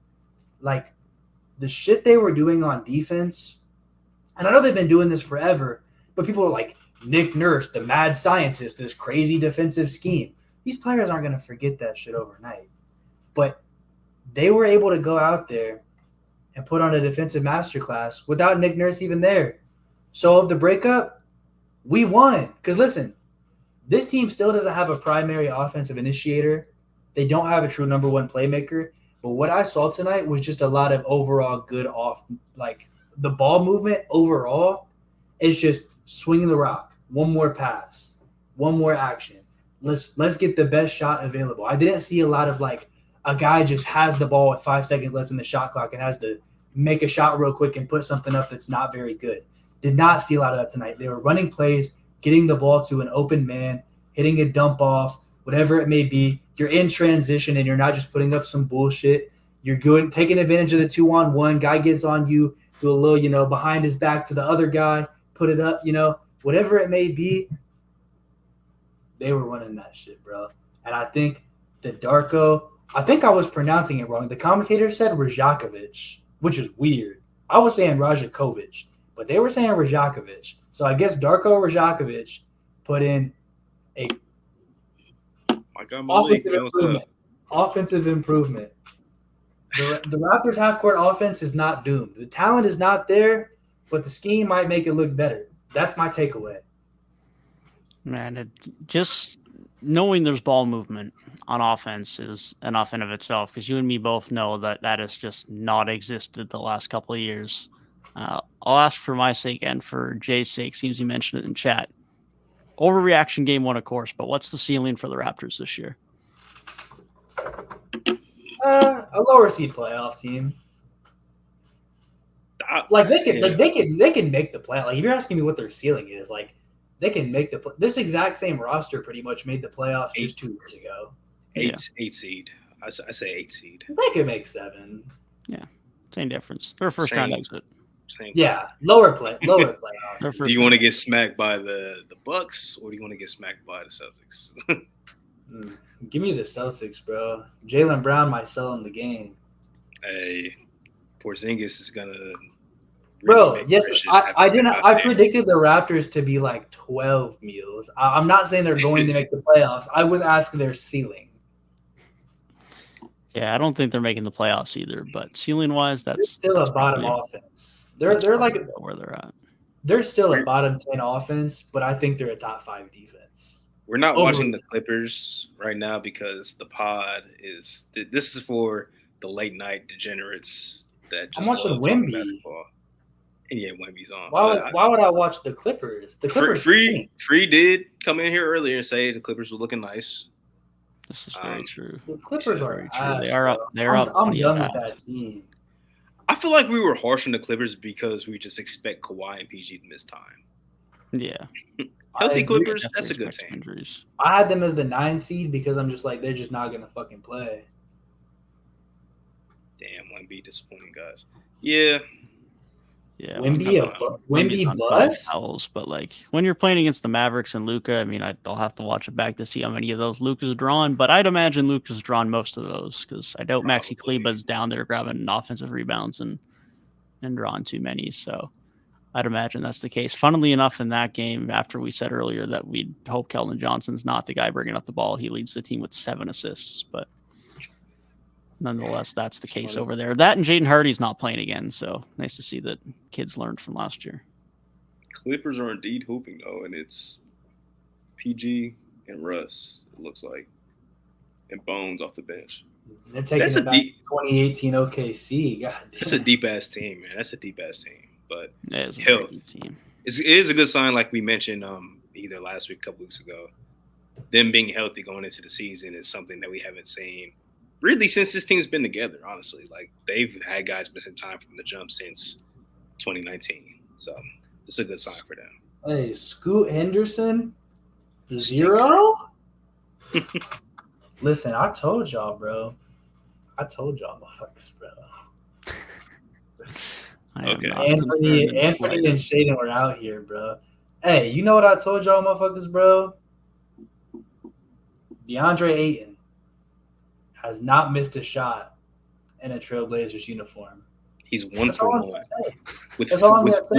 with 4 personal fouls. Hey, if anything, this man is proving that he's Ayton and he still isn't aggressive enough, and he's still not doing what he needs on defense with 4 fouls. I will watch later, but I am not moved. Hey, Mills, I told you, man, Vassell. People got to get hip to Vassell, man. That is a hooper super, man. He's nice. Big Plum going to work for the Clippers. You didn't see the block. They playing crazy defense. He's playing the blocks. He'll be fine. Zubac's like one of the only players with any. Another game I wanted to make a few points on tonight, too, was the Hawks-Hornets game. I caught a little bit of this one. I got to give Mark – stinker. Trae Young put up a stinker. I'm not even going to get into that because I still believe he's going to start to shoot better. Halliburton better? But he still playmaked well. He just needs to start hitting the shots, period. But I'm here for positivity on the Hornets side because Mark Williams looked great again tonight. And more of this from Mark Williams. Miles Bridges being an idiot or not, the Hornets are going to keep winning more basketball games. 15 boards, only a block, but defensively was great. He just looks like the complete package for them at the center position. I mean, he was in a battle against Capella tonight, and he looks like the next Clint Capella, and that's no bad knock. I mean, Clint Capella's earned a bag for a reason in his career. It's so dominant on the glass, so dominant defensively. Really liked what I saw from him. Showed up PJ Washington as well. Looked really comfortable again tonight. Like, didn't even hit his threes. It was cutting. It was shot creation into the mid-range. It was getting into the rim. He looked really comfortable tonight. And Brandon Miller had a good rookie debut as well. So I don't know still what I think of the Hornets. They're a mixed bag of everything on and off the court, but they look decent tonight. So shout out to them. And about the only positive I can give for the Hawks is my MIP pick looked brilliant. So shout out Jalen Johnson and his 21 points.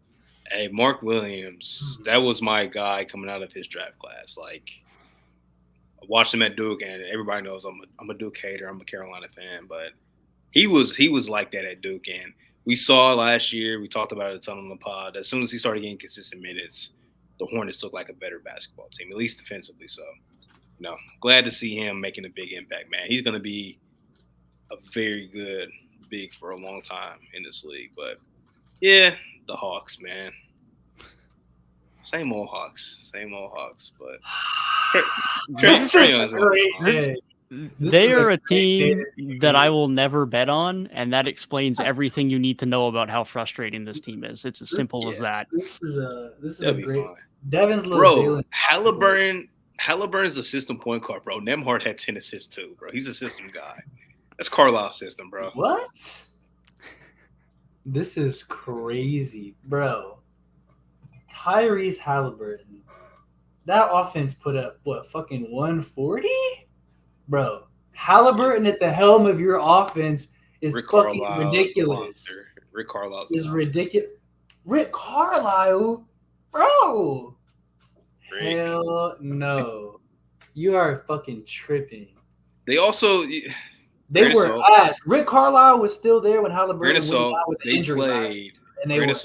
They played the worst team in the Eastern Conference. Hey, you got to play. You can only play who's in front of you. But what I'm telling you right now is, what did Tyrese Halliburton not do? 4 for fucking 19, 1 for 9, 5 turnovers. Your overreaction should have been. Your overreaction should have been. He's still better than Trae Young. Halliburton top 3-point guard. Pacers making it to the second round. That should have been overreaction. He's still better than Trae Young, and this game is proving it, bro.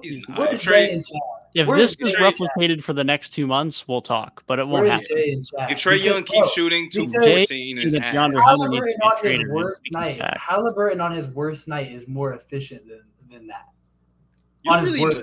You're really an efficiency nerd, but you were gassing up Cam Thomas earlier. Like, get the fuck out of here, man. Bro, Cam Thomas is not at that level of guy yet, bro. He's trying to carve out a name for himself, and the Nets need that offense desperately. It's apples to oranges, bro. The fucking Pacers don't need an offensive guy. The Pacers I'm surprised you're not the same guy that just knocks Kobe because he shot like 45%. I have Tim Duncan over Kobe all time. All I'll say is if Trae Young had the coaching and the spacing that Halliburton had, we would be speaking very, very, very differently. Halliburton literally was good enough to get traded straight up for fucking Sabonis when he played for the god-awful Sacramento Kings before Mike Brown. And to all fairness, we all thought that was a pretty bad trade by the Kings at that point in time. But the Pacers saw something. They knew. Point we thought being, it was a bad trade for the Kings. That's why we said that. Point being is the Pacers have got Bruce Brown, who looked great tonight, Miles Turner, who's a shooting big, Obi Toppin, who continues to improve as a shooter, and Ben Mathurin. And this dude trades over here got DeAndre Hunter, who's Jay saying needs to get traded and is right the way Saddiq Bey and Jalen Johnson are playing. Has Saddiq Bey at least, but then has DeJounte. No centers that can space the floor, and all this dude Halliburton has is centers who can space the floor, and Jalen Smith and Miles Turner. Other than Isaiah Jackson's out there, like it's the personnel difference is crazy. Trade then, bro. That's not my problem. And it's not, but like you have to consider that when you're looking at guys who have high efficiency and high playmaking rates, it's going to affect it. I mean, Trae Young's got worse spacing, he's got worse shooters, his assist numbers are not going to be the same, the turnovers are going to be increased. Like it's just natural with the way he has to play. I mean, Halliburton's hitting guys in open threes, whereas Trae Young has no threes being hit, and he has to force very difficult lob passes through to crap spacing. Like that's the difference in what they're dealing with right now. It's easy to look poor as a point guard if you're just surrounding cast, bad system. It's easy to look poor as a point guard, especially when you're asked to create everything. I am you're asked to create everything. We know you are. Like you're an active Trae Young hater. I still don't understand the Trae Young hate. It's so just like weird and skewed, man. The efficiency, Bro, but then these are the same motherfuckers that look at true shooting percentage to prop up the Steph Currys of the fucking world. But won't do the same thing for the James Hardens, the Kobe's. They'll be like, these guys shot 45% from the field. Like, get the fuck out of here, man. That efficiency bullshit is some bullshit, man. I was a Luka hater too because I'm not with the fucking I have to be on the ball all the time or I'm not doing shit. I'm not with that. I've never been with that. But pre-Kyrie, how are they ever going to do that?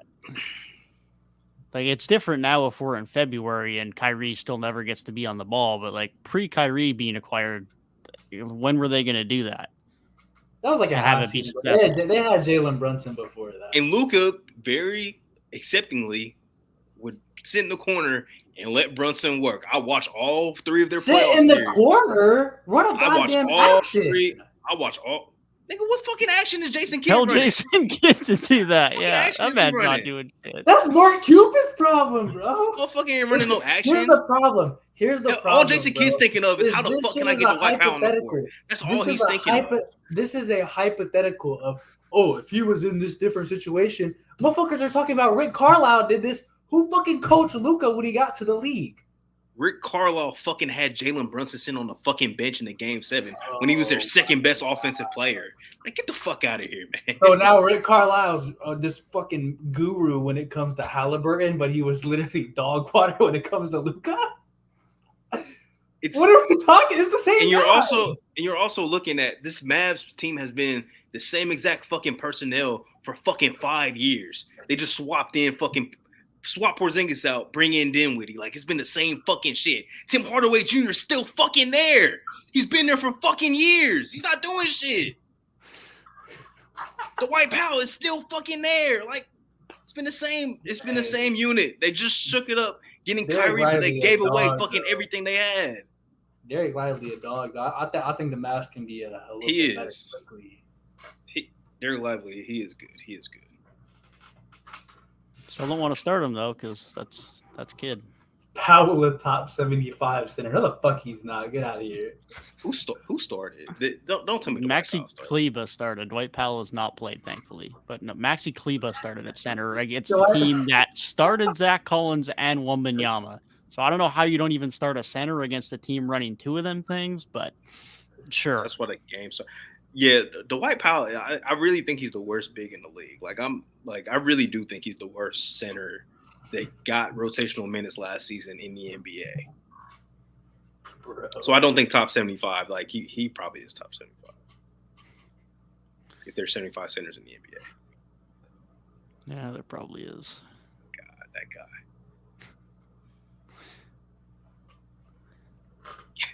This is one of the greatest, bro. I'm so happy basketball is back. We're getting heated on the pod again, bro. Yeah, I think the last time we got heated was Trae Young, Tyrese Halliburton, like 6 weeks ago. So sensitive topic. Nah, Dwight Powell is definitely worse than Andre Drummond. Comfortably worse than Andre Drummond. At least dude can rebound. The Knicks look good though, Jay. The Knicks look good tonight. It's just Brunson and Randall shot the ball like shit, but Grimes looked nice. RJ looked really good. Quickly, he's about to get a payday from somebody. But I don't even know where the fuck Quentin Grimes came from, bro. I swear I didn't know who this dude was like a year ago. And then he just like all of a sudden he was just that dude for the Knicks. Not like that dude, but like real solid rotation player. Yeah, I don't even remember his rookie year for real, but last year he just emerged like being, I'm gonna guard the other team's best player every single night, and I'm gonna shoot decently from 3. Even though playoffs he kind of fizzled out shooting downtown, but that boy was locked in defensively every single night for sure. But yeah, I love his game. Love his game. iHeart really might be the pride and soul of New York basketball. He got grit, man. He got real grit. He made a lot of like them game changing plays where it was just like a key offensive rebound to tap out. You know, he was really playing good. Now he played a lot better than Mitchell Robinson did, and that's just kind of the Mitchell Robinson experience. It's like some games the matchup's not good for him. Some games he gets in foul trouble. It happens, but Hartenstein's one of the best backup bigs that you can have. Jay's Knicks versus my Raptors will be a great conference finals, man. Conference finals in what, 15 years? If we're lucky. Y'all know I had the Knicks as my 3 seed. I really like their team, man. And Brunson and Randall, they'll be better too. So. Yeah, they should be good, especially in the regular season playoffs. We'll see, but they should be a really good regular season team if nothing else. Bro said, Gabe, stop. Bro, I was literally talking good on your team, bro. I was spreading positivity. Man doesn't want too high of expectations. He's going to get disappointed. No, the Knicks suck. The Knicks are cooked. First round out. Not extending him will be the best thing. I'm turning heel. I feel like Quickly's going to probably command the money he wants. So the Knicks probably won't be able to pay him, which sucks, but it's the way the game goes, man. If he improves a little bit off of what he did last year, I am not shocked at all to see him get over $25 million a year from someone, and I honestly wouldn't be mad at it. He's a talent, man. Especially we seen when he has the ball in his hands.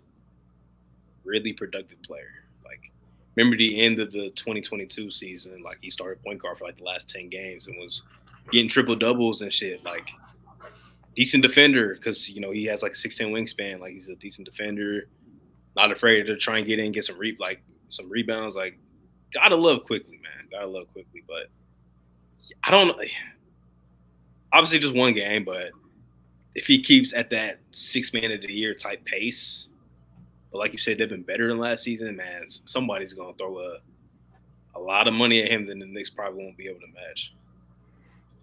Yeah, we'll see. Like they just got so many dudes they're paying right now. Like financially they can do it from a NBA rule standpoint, but they're going to be deep into the luxury tax if they do that. I don't know how willing they're going to be to do that, but I can't who believe knows, man. He did not take a single shot inside the 3-point line. Brother, you are 7'4". Why does Mills got real beef with Gabe, man?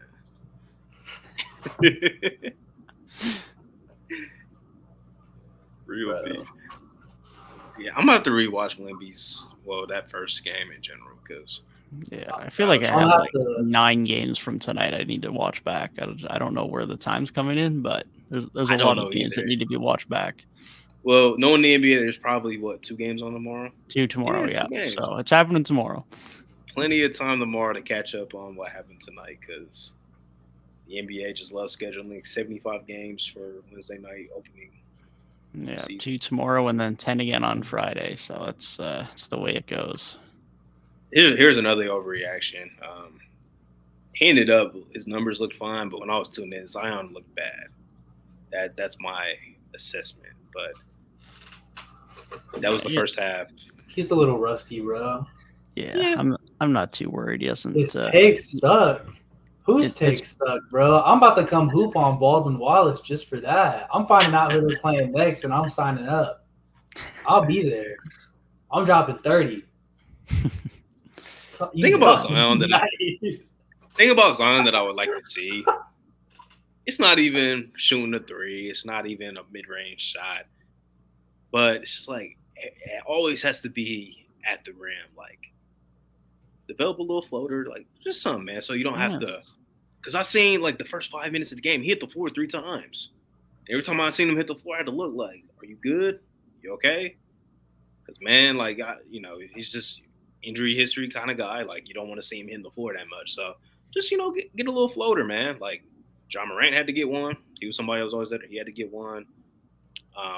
Dame started implementing that a little more. Like guards do it, but Zion being like not a traditional big guy, but somebody that's always trying to get to the rim. Just develop that, man. He has the touch. He's a solid free throw shooter, so I know he can implement a little floater into his game, man. Yeah. Y'all remember Zion's first NBA game where he was launching threes? And he's he was probably hitting them that night too. He's probably taken like 5 threes since then. Yeah. What happened to that Zion, bro?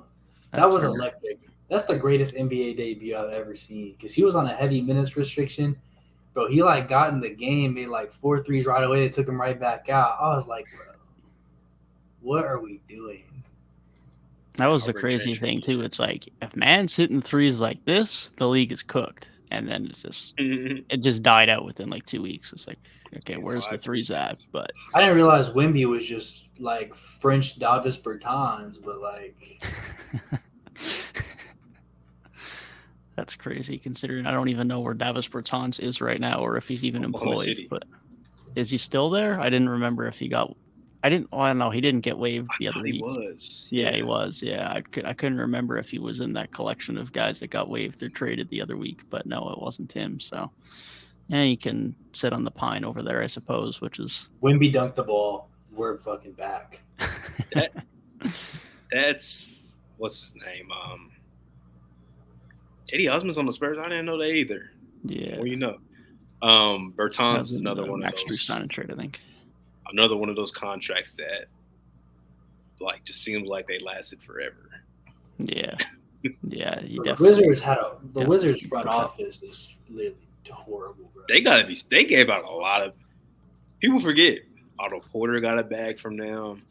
Obviously, the John Wall, the Bradley Beal contracts, Bertans. Like, they gave out some crazy deals. They did, man. They really did. Didn't they give out a bag to like Mahimi or somebody? I think that was Indiana. I think Indiana. Yeah, he got feel like traded around there 2 that years time- in, but it was given by Indiana, I think. Yeah, I knew they had him on the books and he had that bad contract at some point, but Yeah.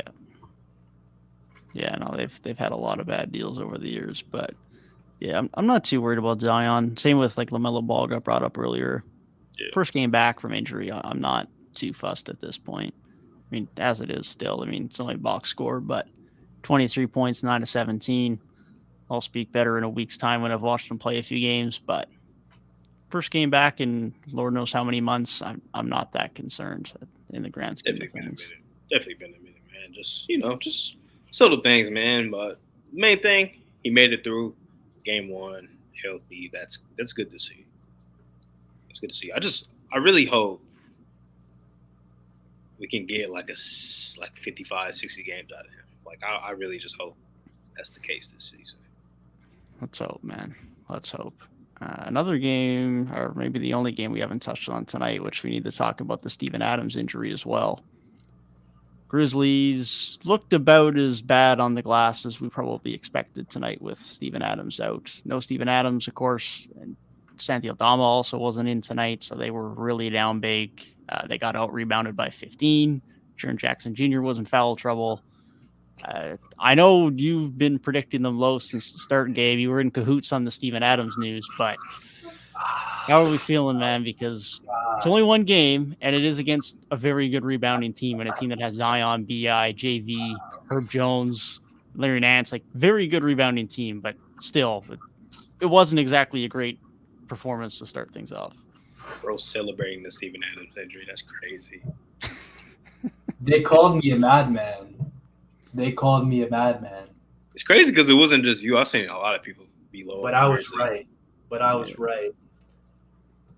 The Kings got a big ass dub tonight. People said they were going to fall off. I said, no, Sacramento is here to stay. Was against People Utah, said, yeah. People said, hey, you guys were high on Utah. I don't want to hear Who that. was? Not about high. Bro, Devin is literally glazes Utah. Hold on. I didn't even have the play-in. What do you mean? No, but Hold you're on. very positive on Utah. Hold on. There's I had Utah 14th. All right. I had Utah 14th. Okay. I think I had them at 11, but I'd have to confirm, but it definitely wasn't any higher than If that. that's high, that's crazy. And I actually No, don't that's think I not did have them high. that high. I just I know think I had them Devin made a Utah video that was very positive. I had them 12th. He's made a lot of positive videos about teams that probably aren't good. I think they're going to be a 35 plus win team as a 12 seed. All right, so 35 wins. Expect. And guess what? They got dog walked by Sacramento. Sacramento owned them. Stay. They owned them last year too. Utah was better. They're gonna own everybody. But the Grizzlies, they don't own fucking nobody. In fact, where the fuck Desmond Bain had his 25 points. Guess what? had Sacramento at 7. I'm a big Jaren fan. Jaren was fucking horrible. You know what's crazy? All of the team, I don't want to say all, most of the Team USA guys looked a little shaky. Brunson looked shaky. McHale looked good. Josh Hart didn't really impact the game too much. Jaren. Reeves was fine the other night, but he wasn't great. Cool. He was fine. BI looked fine when I was tuned in. Yeah. Just, because a lot of those guys didn't play in the preseason either, which is kind of interesting. Jaren was in foul trouble, was not getting boards, wasn't doing nothing on offense. Like, there were stretches last season where I thought he was finally starting to take that consistent offensive progression. When, like, Ja would miss games and hit suspensions last year, I'm like, oh, he's kind of stepping up a little bit. Like, he's got a little bit going there. And it did not translate in that game, which was very disappointing. So, like, they really needed him with that big man production down, and, like, he did not produce. Like, Bain produced pretty well, and outside of him was not too high. Derrick Rose did not look good at all. I didn't really see much of Marcus Smart minutes, but I assume he was probably fine. Yeah. I'm in a weird spot with the Grizzlies because, like you say, Jaren didn't play great tonight, especially offensively, and the rebounds aren't where you want it to be. But man's being asked to do pretty much everything defensively right now from a front court standpoint. I mean, Steven Adams is a hell of a defender. As much as Jaren gets a lot of the credit for the Grizzlies' great defense, and deservedly so, he's being asked to do even more now because Tillman's fine, but Tillman's also 6'8", and he's not Steven Adams. So he's being asked to do a lot. And even though he was in foul trouble, he did still play nearly 36 minutes and did still come out with 5 blocks. Like, the defense was still there to a point, but like, man's going to get attacked. Man is going to have to do so much more defensively now. We'll see how it continues over the next few weeks, but with Steven Adams out, like, Bane's going to have to put up 30 for these guys to stay relevant. Zaire Williams is going to have to continue to have okay offensive nights. David Roddy is going to have to continue to have okay offensive nights. Luke Kennard can't shoot 0 of 5 from 3 on what were at least a few that I saw were very open looks, especially for his standards. That's the biggest thing for the time being. They need Aldama back too, which isn't a great spot to be in, but given the state of their bigs right now, they need Santi Aldama, and he needs to play 20-plus minutes a night, because tonight that meant Jake LaRavia played almost 15 minutes a night, and he just doesn't look comfortable in the league at this point. Hopefully that changes, but year 2 doesn't look to be, at least off game 1, any better than year 1. It's still lots of time to tell, but they're in a tough spot against any team that has this level of size and rebounding like the Pelicans does. Other matchups, they're probably okay. And for that reason, I still think they're a playing team. I don't think they're going to completely falter. I think tonight was about as rough as it's going to get for them on the glass. And they still only lost by 7. Like, it wasn't catastrophic. And when healthy, they're playing one of the better teams in the Western Conference and one of the teams that exploits their weaknesses the most. So they're definitely not in a great spot. They're definitely a lot more in jeopardy to be nowhere near the top 6 in the West, but I'm not ready to sound the panic button yet. Now, we'll see how things carry out through the next few weeks. I'm still hoping they make some form of trade, or they go sign a Bismack Biyombo or something like that. But barring that, it could be an interesting time for them depending on the matchup, and teams might just go big and just punish them in the paint, because why not? You got Jaren, who's getting in foul trouble, and then Aldama, Jake LaRavia, and a 6'8" Xavier Tillman. It's far from ideal. All these takes I get flamed for, man. Low on the Grizzlies, high on Halliburton. Every time. They call me a madman. Brandon Miller being better than Scoot in the Rookie of the Year race. After Scoot has a goose egg, bro. The one game review of the Rookie of the Year race. Bro, for off one game overreactions, I might be the greatest predictor of all time. And I really do hate to say that, because I try to be a humble guy when I'm on stream. But you have to understand that, like, y'all got to tell me when I'm telling lies, bro. The biggest lie I told was that the Raptors were going to be ass. The Raptors are going back to the championship. Nobody can score on them. This man really just said, you got to tell me when you're saying lies, and then followed it up with the Raptors are going to the championship. So you told me when I was telling lies, that was a lie. But everything before that, nothing but facts. I think the Grizzlies will be okay, though. I think they'll be fine. Okay, Definitely, not enough in this conference. This is the thing. The Steven Adams injury, which none of us knew was a possibility of him missing the entire season, lowers the hell out of their ceiling for sure. But Taylor Jenkins, this motherfucker always finds a way to make this team relevant. Like, I don't know how he does it. He always figures something out, man. He's one of those coaches that just finds a way. I think they'll be fine. Like Devin mentioned, they ran into a matchup that was just very, very poor for them. It's going to exploit their weakness, and they were still in the game. So it's probably as bad as it can get, and I think they'll be better. They'll be better for sure. Luke Kennard's not going to shoot as bad as he did. Zaire Williams, he's really just getting back into the rotation, so, you expect him to improve. Now, what do they do with that bench? Like, who's going to come off that bench? Because, the Roddy, LaRavias, those guys haven't really shown too much in their young career. So That's going to be more so things I'm looking for. Like, I wouldn't be surprised, like, Kenny Lofton Jr. gets some minutes at some point. Like, they might really. Yeah, they might have to. The streets are saying the script writers are gonna put up a Wemby game winner, bro. That'd be wild. John Conchar not playing tonight too was interesting. Like he needs to be in the rotation. I don't know what's going on with that, but Oh, you're the Kyrie Clutch Player of the Year agendas are actually kind of going crazy right now. I'm not gonna lie. it's things we'd like to hear. Oh my God, Keldon Johnson is a horrible offensive player. Well, he's not a good defensive player, so that just means he's bad. Nah, Keldon Johnson actually just sold the game. He dead ass. He drove in on like two guys, took a horrible shot at the rim. Yeah, that Next possession, they come back down, and he just got a turnover because he was just over dribbling. Like Keldon Johnson genuinely he sold the game away. Yeah, that is when you give Keldon Johnson the PJ Tucker treatment and tell him to sit in the corner. Now the Mavs are up 7, and Luka hit a dagger 3. Yeah, it's over. Keldon Johnson actually lost them the game. He pulled a Jaylen Brown moment. Yes, actually, it was a horrible shot and then a turnover on back-to-back possessions.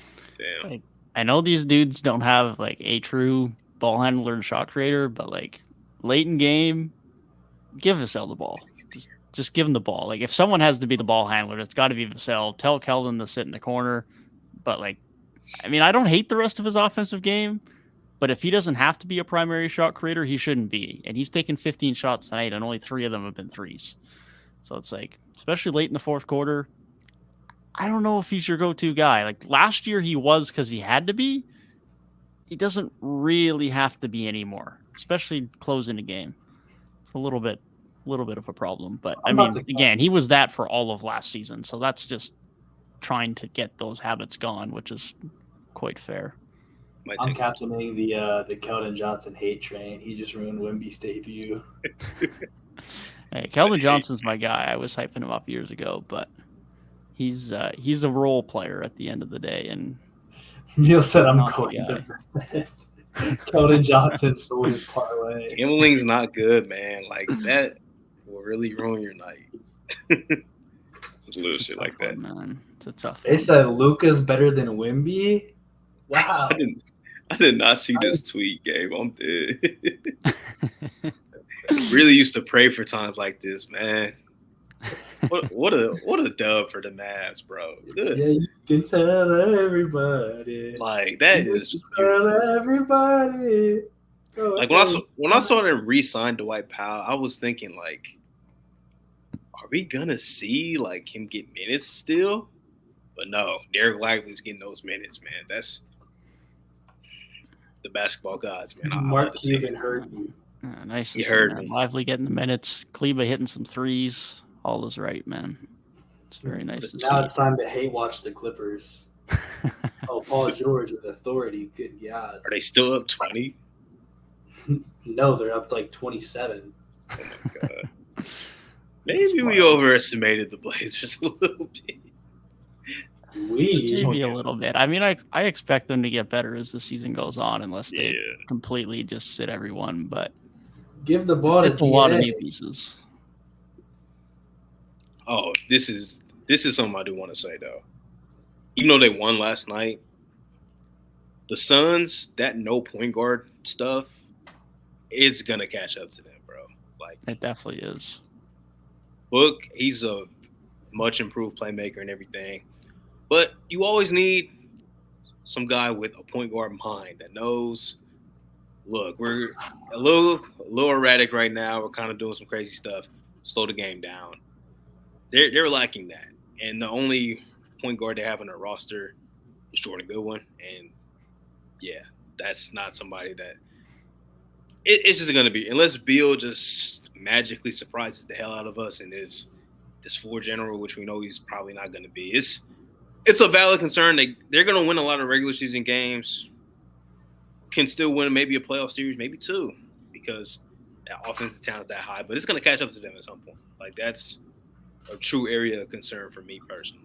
Yeah, I mean, you could argue at many points last night Nurkic was their best playmaker when he had the ball in his hands at the top of the key. And like, Nurkic is a good passer, don't get me wrong, but that's a little bit of a problem for a team that has the aspirations that they do. So we'll see how that continues. Like, their depth was okay. Like, Utah looked good in particular, was probably the most notable one. Nazir Little looked good when he checked in. I was hoping he was going to play more than he did, but he looked good in the second half when he played. But outside of that, it's, like, what is their point guard play? What is their playmaking play going to look like? Because that was definitely a bit alarming. I mean, there was some people talking about, like, the fact that there was a few guys who didn't play great for the Suns last night, a few guys that were missing. It's like, okay, sure. But the Warriors were also without Draymond and had a terrible shooting night. Like, it wasn't like the Warriors came out with their A game either. So there's a lot to kind of pick at for a first game for both of those teams. But I think there's some things to like from the Suns, certainly, especially on their offense, and there are some things to like from the Warriors standpoint too. But I think the biggest things I can take away from that game is the Warriors got some great point guard play. The Suns ain't got it. The Suns got a lot of depth questions, despite a few guys there. And I think any concerns about the Warriors' depth might be a little bit overblown. I liked what I saw. Dude, I was talking to I was on Garrett's podcast earlier today, and we were talking about, are there any sorry guys on the Suns who might get cut out of the rotation? Bro, Eric Gordon was just genuinely just horrible. Like, he was bad, but he had a real clutch shot. Like, No, that's but, like- somebody that's gonna play, bro. I'm sorry. bro, to me, like, I agree, Gabe. Yes, I think he actually offers nothing to them. Like, when Beal comes back, I He's really want to redundant. see. I need to see Beal like really dip into playmaking as much as possible, because that's going to be more of what they need. Because if he's there just to get buckets, it's redundant from KD and from Booker. But like Eric Gordon, if they're staggering minutes, they're going to have one of Beal, Booker, or KD on the court at all times, and most of the time it'll probably be two. And at that point, what skill set is Eric Gordon providing?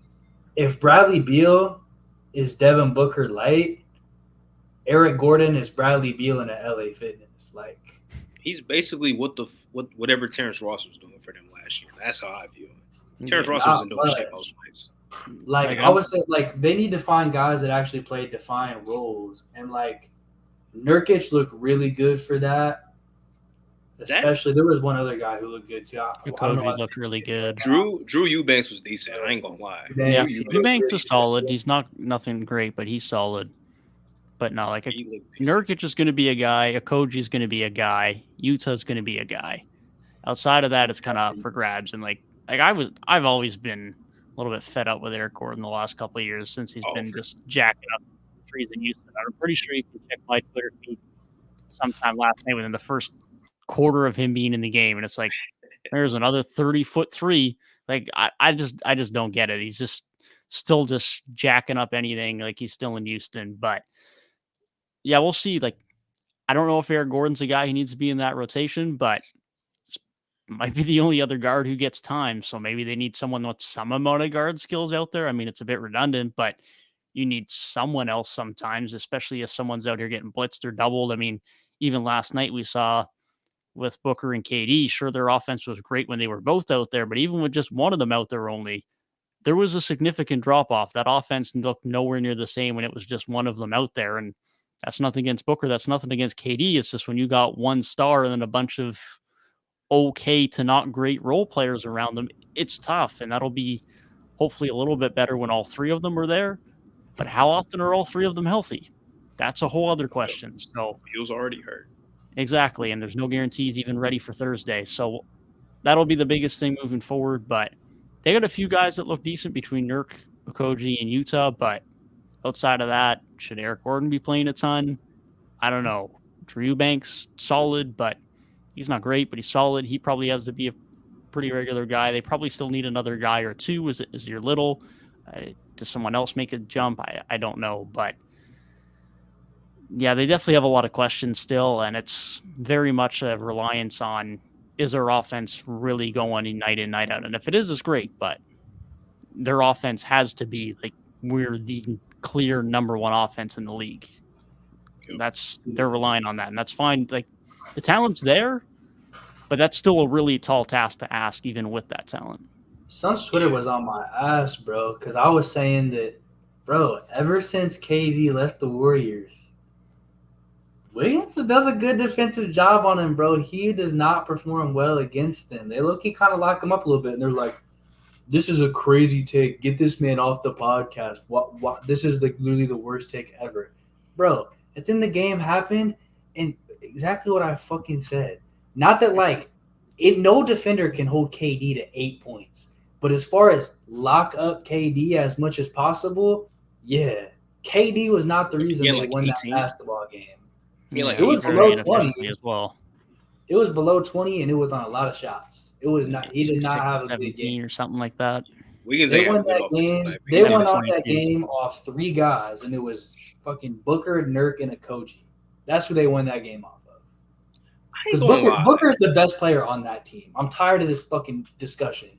Booker is better than KD at this point. Me and Mills was talking about that the other day. Like, I don't think that's really that disputable for real. Like, KD's still good. Obviously, he's still great, but Book took steps last season to move up. But I'm not gonna lie though, the high post Nurkic offense, I'm digging it just a little bit. I liked it. It looked decent.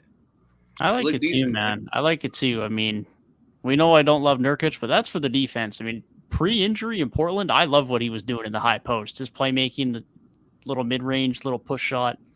I loved his offensive game. If we can get a little bit more of that with the spacing they have in Phoenix, get Okogie cutting to the rim, get Yuta cutting to the rim, there's a really nice role for him to carve out there. And just more of what he did last night, rebounding is great as well as always.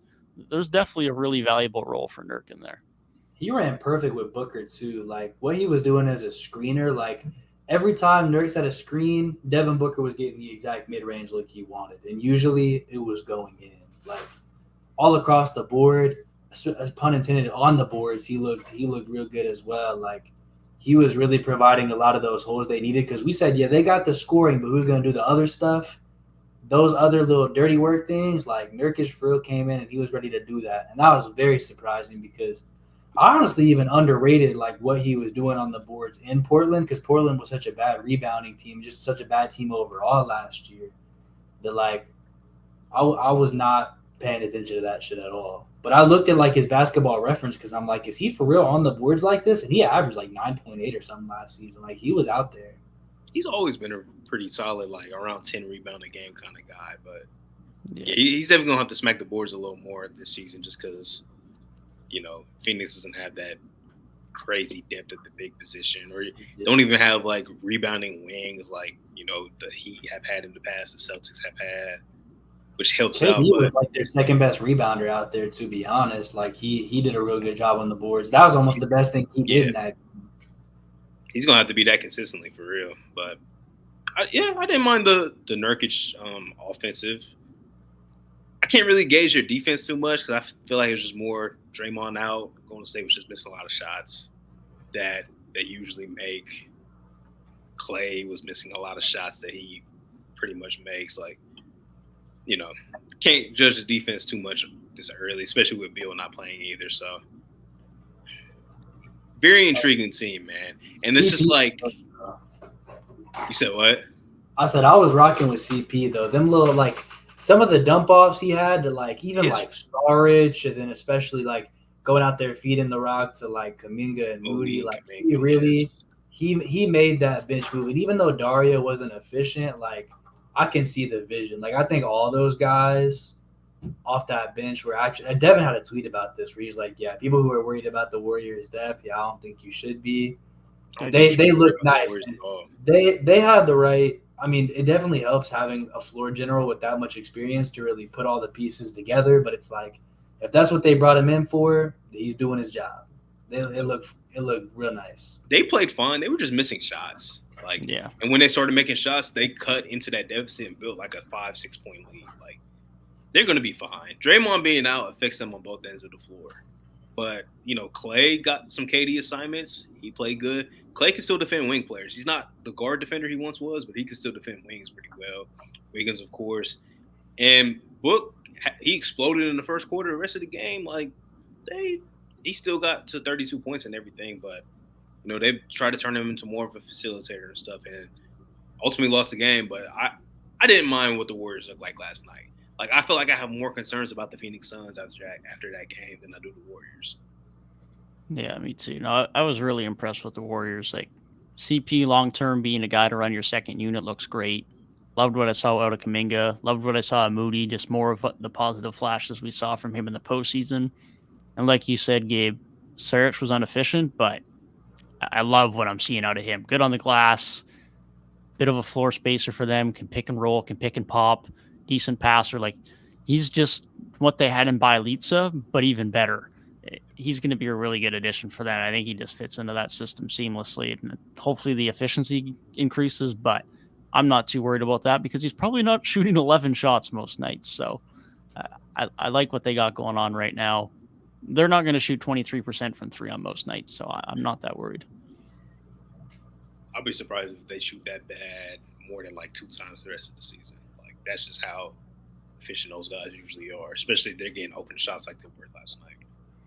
Hey, Curry could randomly be good for like a 3-month shooting slump, but then that might just who knows. I can't put anything past it. The MVP campaign, it started off decent though for Curry, man. He had a nice like 27.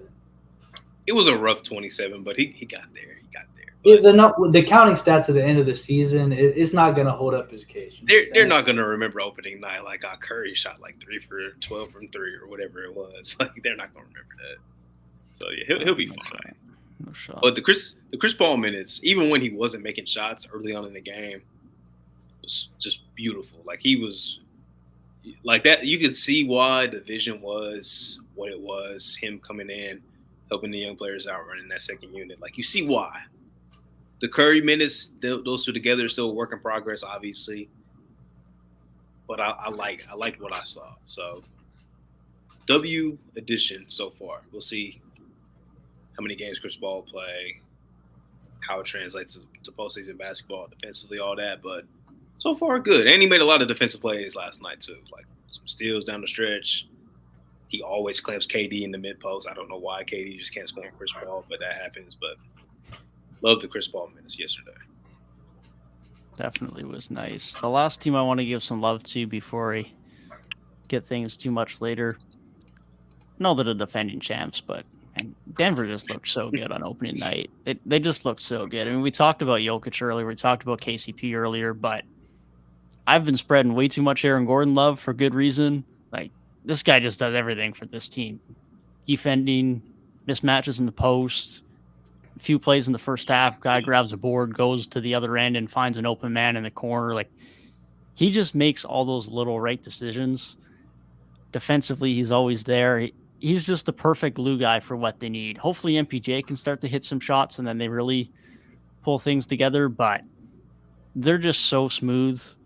We'll hopefully still get a little bit more production out of their bench. Julian Strawther didn't see any time yet, so we'll see if he gets into the rotation. But even just defensively, I mean, anyone who follows me is probably sick of how many times I've replied or quote tweeted something about that one defensive possession. But like, God damn, that's a nice defensive possession for game 1 of the season from mainly your bench nonetheless. I mean, Reggie's a fine defender. Peyton Watson's length is great. Zeke Najee's length is great. Chris Brown's a good defender. Like, just the length they have between Peyton Watson and Zeke Najee by itself is so intriguing to their bench unit and the possibilities they have there.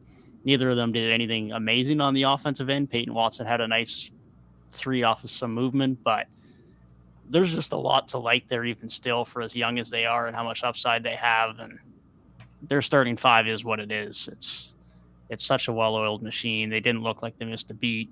Jamal Murray looks like he's already ready to go, which, again, last year was just not something they had off the rip. This guy was coming off over a year injured. So they're ready to go from day 1 this year. And, man, it's day 1, but as far as the Western Conference goes, I don't know who else is touching them.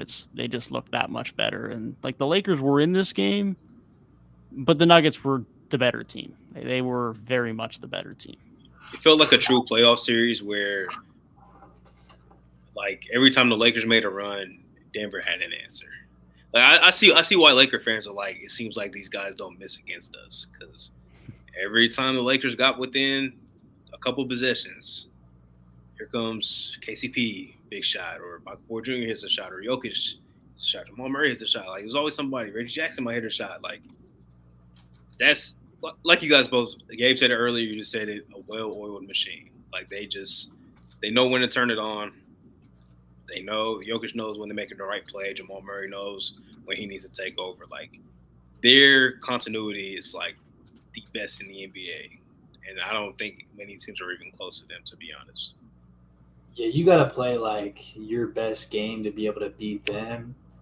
And honestly, with the Lakers doing that minutes restriction thing with LeBron, like I think they were screwed. Like you said, the game would get to like 6 or 7 points, and then all of a sudden, yeah, we're gonna take LeBron out, and then now it's back up to like 13 or so. And not saying that if LeBron was not on a minutes restriction, they would have won, but it's like, that's probably one of their best chances, especially when AD cooled off in the second half. And it's like, if we're just not gonna have him in the game, like.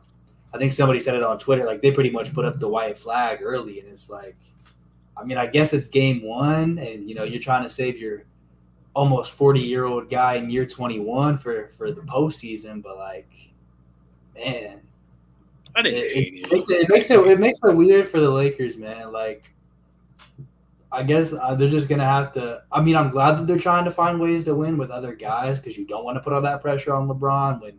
You don't want that wear and tear on him over the course of the long season. I did have a question about that, though, because I was talking about this with Garrett earlier. Do you guys think that, like, because this was a minutes restriction that was induced not due to injury, do you think other teams will adopt minutes restrictions like that for their players because of the new, like, 65 games requirement? So instead of resting players, they just put them on like a constant minutes restriction even when they're not injured in order to like kind of rest them, but in a different way. I could see it. It's possible. I don't know. It really depends on a team-to-team and player-to-coach relationship basis, because now this might be getting way too deep into it, but technically speaking, from an organization standpoint, there's an incentive to have your player not reach 65 games so they don't get all NBA, so you don't pay them more. So depending on how that relationship goes, you could be like, yeah, nah, you're gonna sit this game tonight, so you play 64 games instead of 65. If someone's kind of on that border. Now, is anyone really gonna think that? I hope not, at least for our entertainment's sake, but that is still a possibility now because the NBA has kind of set that hard line. So we'll see how that balance goes. But I mean, I wouldn't be surprised if it's already happened and we just don't know about it. I mean, it's very possible there's games where it's like, okay, you're playing 30 tonight. And it just doesn't look that out of line because it's 30. Yeah. But it's very possible. It's just a little bit more evident and obvious when it's LeBron. And it's like, okay, he's only playing 30 tonight because it's LeBron and he's beyond year 20. Like it's a little bit more evident at this point. But if Embiid's being told on a given night, not now with Nurse, but in the past, where it's like, okay, you're playing 32 tonight, no one's probably going to really bat an eye. Like, it's not that out of the question. So who knows if that's already a thing at this point. It's crazy because Pop was doing this like 10 years ago. Yeah. I remember there was a season where nobody on the team played 30 minutes a game. This is when Duncan was getting up there in age, Tony Parker, Ginobili. I think Kawhi Leonard was on that team. Like, nobody's playing 30 minutes a game. That's just how Pop ran. Still a really good team. I think it's smart with guys that's LeBron's age, one. But, like, if it was a Zion, like, playing him 30 minutes, he played like 32 tonight. Playing him 30 minutes a game, I think, is smart. Because why play him 37, 38 minutes a game when he's proven to not be able to stay on the floor full time? Kawhi Leonard's another guy that could probably benefit from that. Paul George, like a whole bunch of guys. So I think I see what you're saying, Devin. Like, that could be a smart play for an offices. Like, hey, do we want these guys to play 65? But for teams that are trying to win, they probably don't care about that at all. They're just like, we need these guys to be healthy but play still so we can be a competitive team. So I could see a lot of teams adopting that strategy. I didn't really think about that, Gabe, until you just mentioned it. But it's probably smart for real, because the Lakers are probably still going to be good enough to win a good amount of games. They just got to get to the dance. Like, they were a 7th seed last year. They're just worried about getting into the playoffs. That's it. So yeah, I know there's the exception players to like the new like player resting rules. So, like, a guy like LeBron, technically, like, you would, like, if you wanted to rest him games, like, you'd be allowed. But really, yeah, my biggest example was, like, if you're the New Orleans Pelicans, I'm just going to play Zion and Brandon Ingram 30 minutes the whole season and not go above that, because at the end of the day, these guys, Zion's never healthy in April, and while Brandon Ingram's usually healthy around that time, he misses a lot of time throughout the season as well. So it's just like, to make us healthy at that time period, why don't we just put you on a permanent minutes restriction now to kind of save you that wear and tear, while also not just sitting you out for these complete games? I agree, man. I think that's a smart play for teams that are trying to, be competitive and win. Obviously, if you're a young team, probably doesn't make sense. But a team like the Pelicans makes a lot of sense. Clippers makes a lot of sense. And some other teams that have star players that miss a lot of time. Like, it'd be smart for just manage them a little bit. Like, not load managing, but you just, let's play 28 tonight. To an extent, Ja Morant, like, he's been banged up a lot more than we talk about, like, in and out, just to keep him a little bit less banged up. Kevin Durant, like, there's a lot of guys. Like, look, we play the Wizards tonight, or we play Houston, or we play whoever, Utah. Like, go KD, we're gonna play you 25 minutes tonight. We're gonna play you 25 minutes. We're gonna play you in spurts, like you're coming off an injury. Like, I don't see no issue with that. That's just smart long-term game planning, because KD is the type of hooper. If you give him 35 minutes, he's going to play 35 minutes of great basketball, 110%. Zion's the same way. He's always going to come with a lot of energy on the offensive side of the floor, like Kawhi. Like, these guys, they're hoopers, so that's in their blood. They just got to hoop. So you kind of got to, keep a little bit of a short leash with some of these guys on some given nights. So I think that's a smart play. If that's what Darvin Ham was thinking with LeBron, I like it, because Bron's missed, like, basically 30 games every year since he's been to LA, except for the 2020 season. So I think it's a smart play, to be honest. Yeah, in the macro scale, I want to see how it plays out, just because we know in the short term, just in this isolated game sense, like, they would have had a much better chance to win a pretty important game. I mean, you can go through two different thoughts. Yeah. You can, like, there's two different trains of thoughts with it, of, like, it's 1 out of 82, but it's also like first game out of 82. Teams who are trying to be top seeds, that could be tiebreakers. That could be really important to seeding later on, because these are teams whose records are actually going to matter. Like, if you fucked around and took a random loss to, like, Utah, you're not competing with Utah for seeding at the end of the year. Like, that tiebreaker is not going to matter. And in the macro scale, that really is just 1 out of 82 games. But, like, for who you're trying to be better than, like, that's a game that you want to get up for a little bit more than another one. So, like, in the micro scale, it's like, I don't know, it's kind of coming back to bite them in the ass, like doing it this game. But, in the macro sense, it's like, if you get 70 games out of LeBron because he's not playing as many minutes instead of 53, like, I mean, that's a big fucking difference. And in the grand scheme, that's him on the floor more, and that's more chances to win overall. You got to have some real balls to tell LeBron, like, you're only playing 28 minutes tonight. Like, I'm like, you got to have some. I'm sure there was a conversation they had, and he's probably with it. Probably was, but Bron, he would have, if he had to play 40 last night, he would have. But, that's just imagine having to go to Bron and be like, we're thinking about just keeping your minutes very short this season. To be honest, they might not have even approached that as a Darvin Ham decision. They might have approached that as half the medical staff walked up and it's like, okay, so here's the medical suggestion for the season, because A, that's easier on Ham and keeps that relationship better, but B, credit to LeBron. I mean, there's only one reason why he's playing so long. His man takes care of his body. So if we got people that he trusts in his medical staff vicinity that are telling him that, might be a little bit more likely to be accepting of it. Definitely true. But he probably got the best doctors in the world, bro.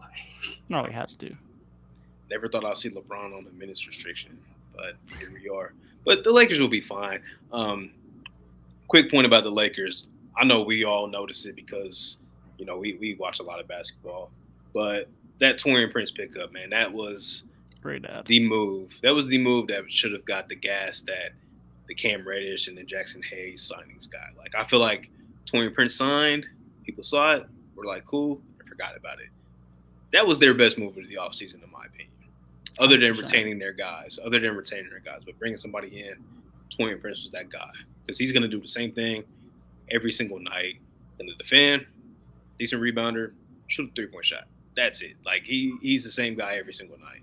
So, shout out to him. He had a big game last night. But I just feel like I'm glad people recognize that was the offseason move that I think bettered the Lakers overall because their wing depth was lacking bad. But he definitely adds to that. Yeah, I mean, he's the next Vando in terms of a guy who's, funnily enough, coming not quite as a bit more directly than Vando did, but coming from Minnesota to the big market and getting the credit that he finally deserves. And Vando showed that last year, and Torian Prince is definitely going to show that this year. He did have a couple of down years in the league, to his credit, but last year really turned it back up. Great year in Minnesota last year, and Lakers are definitely fortunate that for financial reasons, the Timberwolves did not keep him around because he's going to be a hell of an addition for them.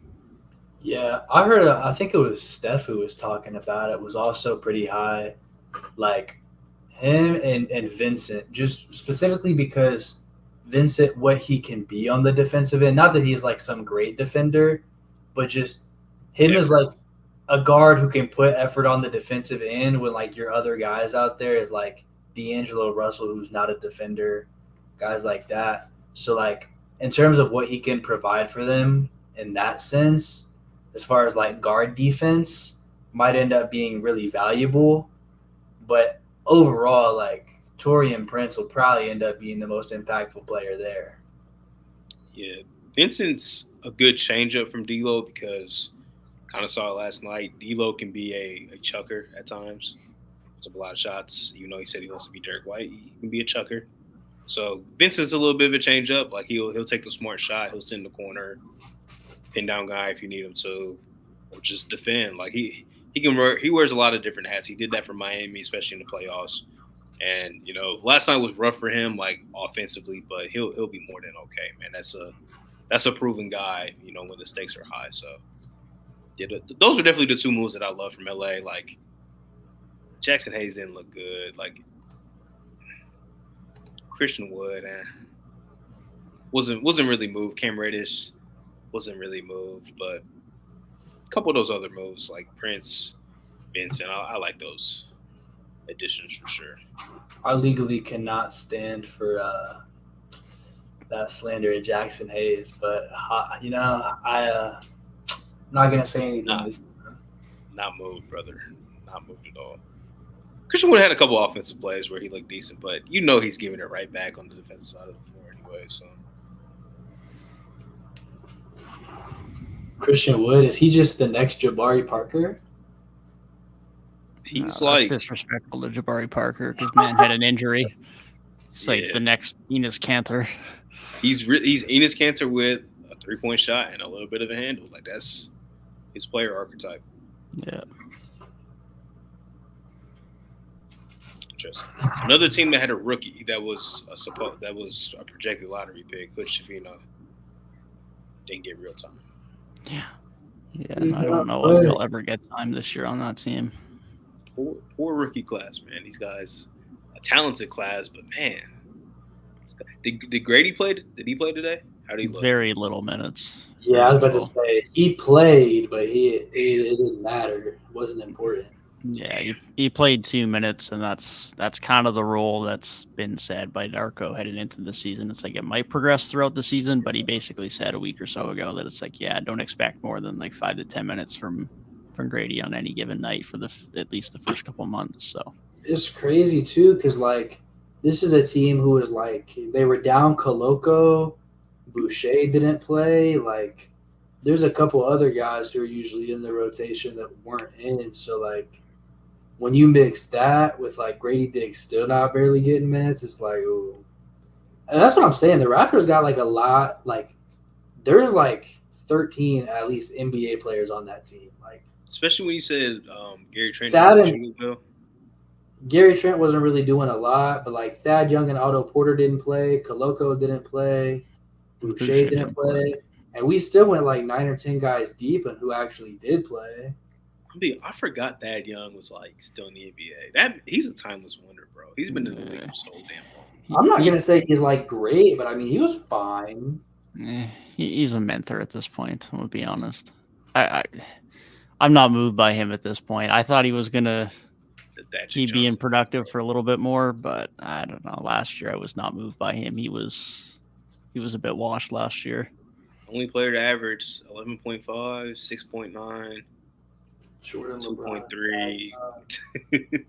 Yeah, man's 3-point shooting fell to 18% last year. I didn't even think it was that bad. That's the biggest thing. He was such a quirky. He was always a quirky hooper, but he was decent. Like he was always real decent. Just quirky as hell. He always got it done. Yeah, we went too deep with no Koloko, no Porter, no Boucher. Because Porter, even like that is pretty washed, but like Porter could do something. Oh, for sure. So I mean, there's 3 guys getting DNPs, and Grady Dick played 2 minutes. I'm blanking. Who was Porter? Otto Porter. Oh my God, Otto Porter. Okay, I forgot he was there. To be honest. Yeah, but like Malachi Flynn got about 10 minutes. Malachi Flynn played 10 minutes too much. He got 9.5. What? Jalen McDaniels, he played 16 minutes. He actually got some burn. I feel like he should play. Precious and Gary Trent were the main 2 guys off the bench tonight. Precious actually ended up playing more minutes than Podol, which is what I'm talking. Like Precious was playing fucking nice. What's up with coaches in these short ass rotations to start the season? Look, I don't think Jordan Walsh ever going to see the floor this season. If Brissett and Lamar Stevens didn't see the floor, Lamar Stevens didn't see the floor, bro? That's crazy. He looked good in preseason. I know. Lamar Stevens, I liked him in Cleveland.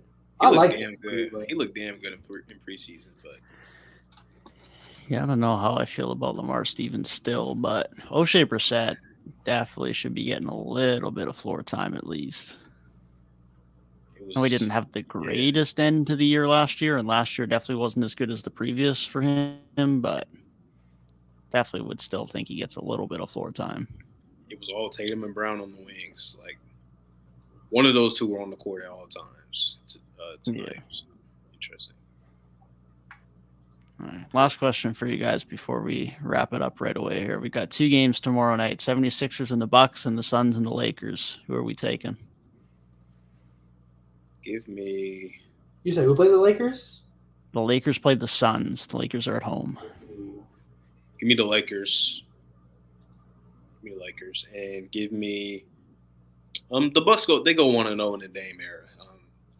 Philly, why aren't you letting Harden travel? Like Philly's taking the L, bro. Philly is finished. In fact, bro. Milwaukee by 25. That's my prediction. Dame and Giannis will be combining for at least 65 points. 113 to 88. That's my prediction. To 88? No way. Give me like 118 to like. Give me like 118 to like 102. Nah, Bucks by 25. That's why I had to go 88. That's kind of insane. But then, yeah, I don't think the Lakers go 0-2. I think they get it back. I think especially if Phoenix is not running Beal once again, like the Lakers' depth, man. Like I cannot imagine. Like Booker can't do it by himself. I'm not gonna expect the Koji to be that good. KD will probably be better. Maybe this is the Koji most improved tour. That would be a crazy winner. It's the Nurkic most improved tour, actually. Oh my! More like Nurkic getting back to Nurkic. Yeah, that's a comeback player of the year award if we had it. Yeah. That's for that. That guy started over Nikola Jokic for a decent amount of time. He did. Do you got the same picks, Devin? Lakers. I do. Beal and I didn't even realize Booker. Not that I don't expect him to play, but Booker's a game time decision tomorrow night too. So he's playing. Stop. So I'm against the Lakers. He's suiting up. Well, we get to see LeBron versus KD in a real game for the first time in like 30 years. So that's yeah, for real. KD can't hang with the King, bro. Come on. Bro, the King can't hang on the court right now, man. He's playing 25 minutes a game now. Yeah. Minutes restriction? He's on Al Horford's time, man. Le 28 minutes. Yeah, Braun, you're Man. averaging 23 points a game this season, man. How does it feel? Hey, the season is a marathon, not a sprint. That's my favorite saying. That's my favorite. That's my favorite saying. It really is, man. It really Did is. you see when he was naming the tight ends? And no shade to Dawson Knox, but there's no way LeBron knew Dawson Knox had all tight ends in the league, man. I'm sorry. No shade at all. Bro definitely had he had Dawson Knox on his fantasy team. That's why.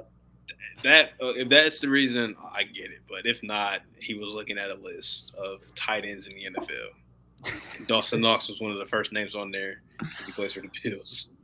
He might have watched Josh Allen and saw. I don't know.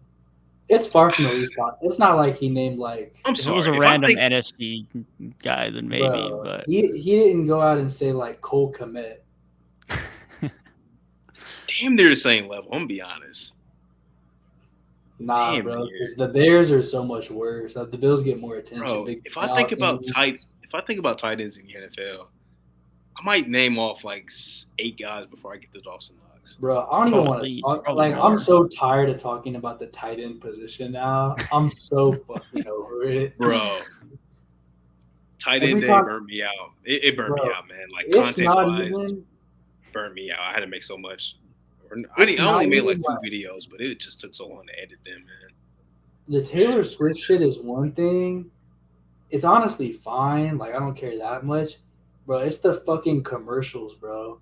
If an NFL game goes on commercial, genuinely, Patrick Mahomes or Travis Kelce is like 65% of it, bro. It's ridiculous.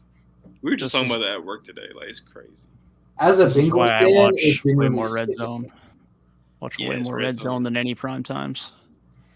Look, if it's a non-Detroit Lions Sunday game day, I'm on Red Zone, and then I sadly have the Saints game pulled up because I'm a miserable Saints fan.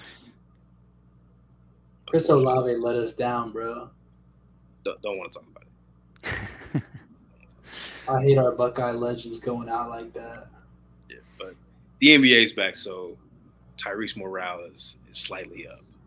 The Bengals Celtics, are baby. 500 and the Raptors are undefeated. The vibes are immaculate. The pod is 2-0 to start the year, so it's a Check- good vibe.